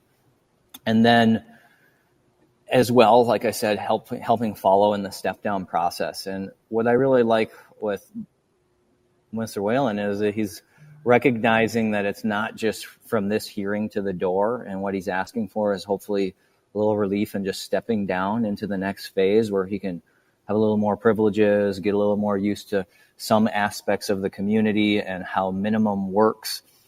And it sounds like, he had a hearing and he had some directives, and there's a little confusion around the anger management piece where he thought he needed to participate in anger management programming, which wasn't available at Moose Lake, and maybe didn't know it was an option to talk to a therapist or counselor, which I know are available within the facilities. So I know he's open to the suggestions. It just needs to be something he can get connected to. And I always ask when people have these hearings if they have someone else that they can bring that's seen them throughout the whole process, that can talk about, where they were a handful of years ago and where they are now. And just my unfortunate piece is, like I said, he connected with me and he sought the help. So he reached out to me and said, hey, I really need help with this. I don't really know what to do, get the pieces together. And so I've helped him do that. So I can just only really speak on what I've seen in the last year. And I've really seen him put work and effort and thought into things. And we've had some really great conversations about it. And I'm here for, regardless what happens with the decision today, regardless of which avenue you decide to take, I'm going to be here to support him through it all. And I think that's all I've got. Thank you so much. And thank you for being here. Mr. Wallen, before the board begins discussion and deliberation about next steps, I want to briefly open the floor to you for any final comment you'd like to make. Thank you. As I stated before, I've been in for 30 years. I want to continue the process to minimum work release, to gain more life skills, as Justin was saying. May gain some more employment skills, and then even closer beyond that, a work release possibly to get employment, get in the network that can lead to other opportunities. And, I'll tell you the truth, continue working on bettering myself as a person. It's, there's really no cutoff date saying you're done, you're good now. Bettering yourself as a person is a, lifetime endeavor. And that's certainly something I want to continue doing as well. And as I stated before, if it's possible for me to help someone down the road, I'd be more than willing, happy to do that. And I hope you all see it in your eyes to give me that opportunity at this time. Thank you. I just have one other question. Just if you were ever to come face to face with family members of your victim, what would you say to them?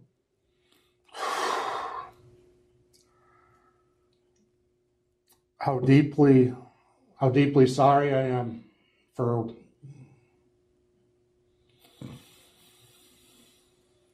taking their family member away from them.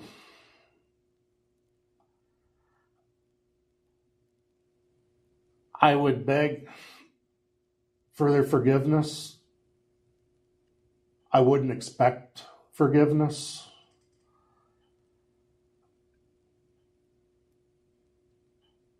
But I would definitely tell them I'm sorry that I took him away from you. I'm sorry that I traumatized your family.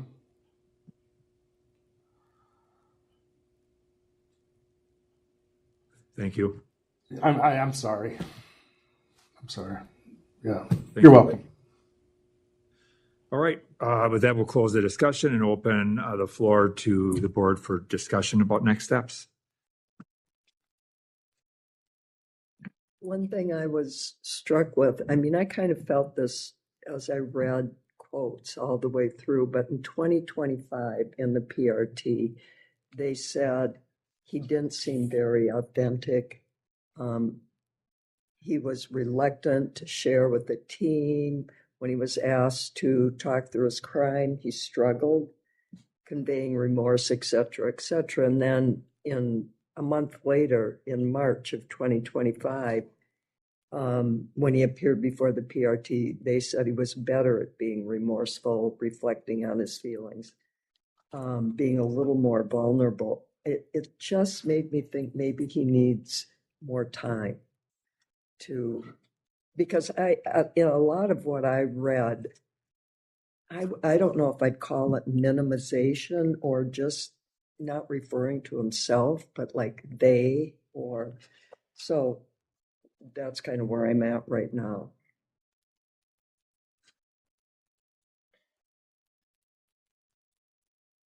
I agree. And I don't say that to, I think progress has been made. And I think, based on, the information within the packet, as well as some of the comments that Mr. Wallen has made here, one of the recommendations from the PRT in terms of, options for the board to consider, I would like to see that continued progression in kind of the vulnerability, personal growth that the PRT team kind of references. So I'd like to see that and also allow for some additional time from the most recent discipline, which, I mean, is less than 12 months ago. See some additional time from that to consideration of step down. I would tend to agree. I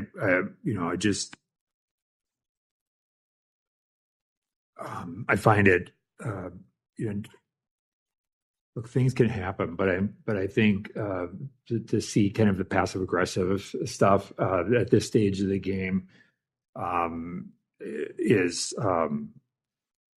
just challenging, and I get this sense of, maybe that he finds comfort in whether it may not even just be in the location, but in a position in not wanting to go to hard places. I would much prefer to see him make another move to a different medium level facility, just to manage that, to work through that, and then maybe even have some opportunity to process that with somebody from behavioral health and work on some of that emotional side of this. Might be a worthwhile endeavor. Yeah, really challenged to dig deep. Yeah. I think that would make a lot of sense, particularly if there's some kind of programming that would help him work on victim empathy. I'm hearing regret and remorse for the family members of the victim, but I didn't read or hear anything that leads me to believe that he feels any empathy for the man whose life he took. So programming to work on that is something I'd like to see. So I'll make a motion to deny parole, continue for 2 or 3 years, I'm not sure which, with a move to another medium facility, remain discipline-free, and get very involved in some kind of emotional awareness. I don't know if it's a class or a therapy or just whatever is available to help him dig deeper into himself. I would second. I would go 3, but that would be me if that's something you would entertain. But I defer to you. 3 is fine. Okay. We have a motion and a second. Other elements, I heard the victim empathy, which restorative justice and programming like that, a transfer to another medium facility, work on this area of kind of emotional awareness, emotional regulation, whether that's in terms of working with behavioral health or a more structured program. And then I think, just further development of release plan, and getting really detailed, and in particular what his support network is going to be like on the outside, because his crime was profoundly influenced by another person, and so just making sure that he has that as robust a network on the outside as possible. Anything for relationships? Relationship. Yeah, maybe to look at some type of at least exploration of, he's still, I think, relatively young man, and what maybe as part of this, what does this mean to have relationships or intimate partnerships when you leave, or whatever that looks like, if we're really focused on trying to prepare him for eventual release and movement into the community. That would be a worthwhile idea, and I would add that.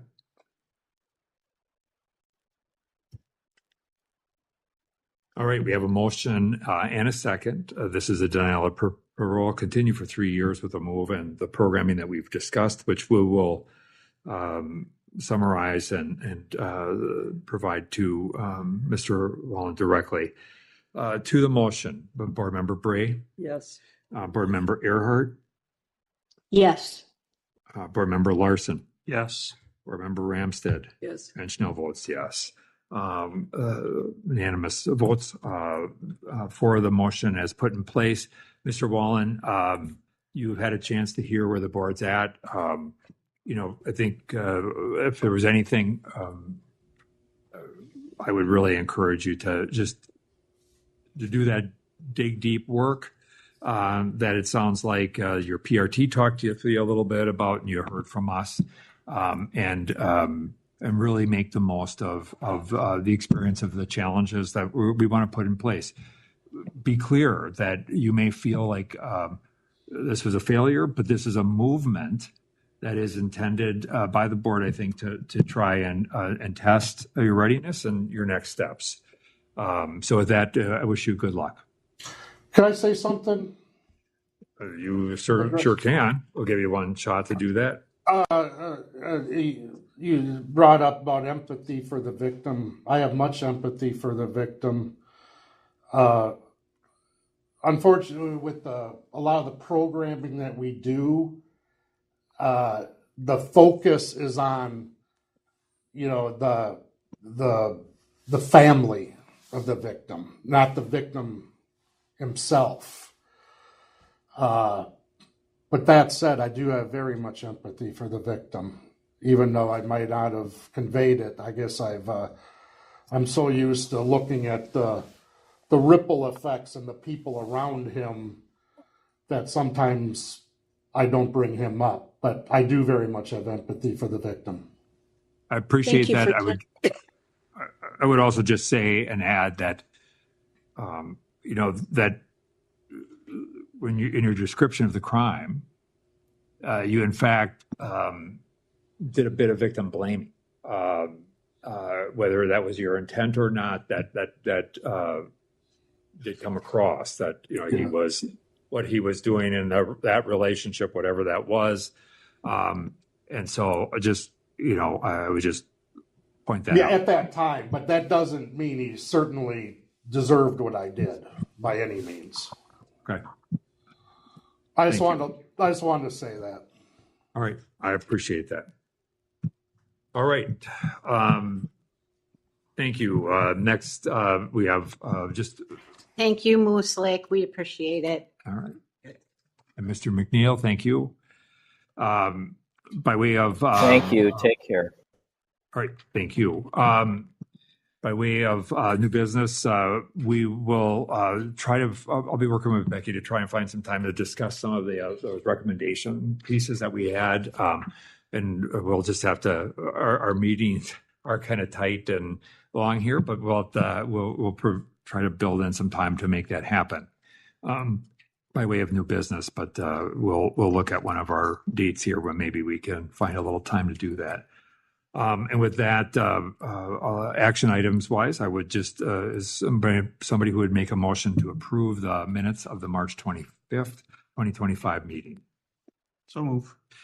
Second? Second. All in favor signify by saying aye. Aye. And the motion passes. We have one person who had signed up, but there's nobody present here for public comment, so we won't have that. The next meeting of the Supervised Release Board is Tuesday, April 29th, 11:15 a.m. to 4:30, and here at the Department of Corrections and online. And with that, I would entertain a motion to adjourn. I move. A second? Second. And we're adjourned. Thank you.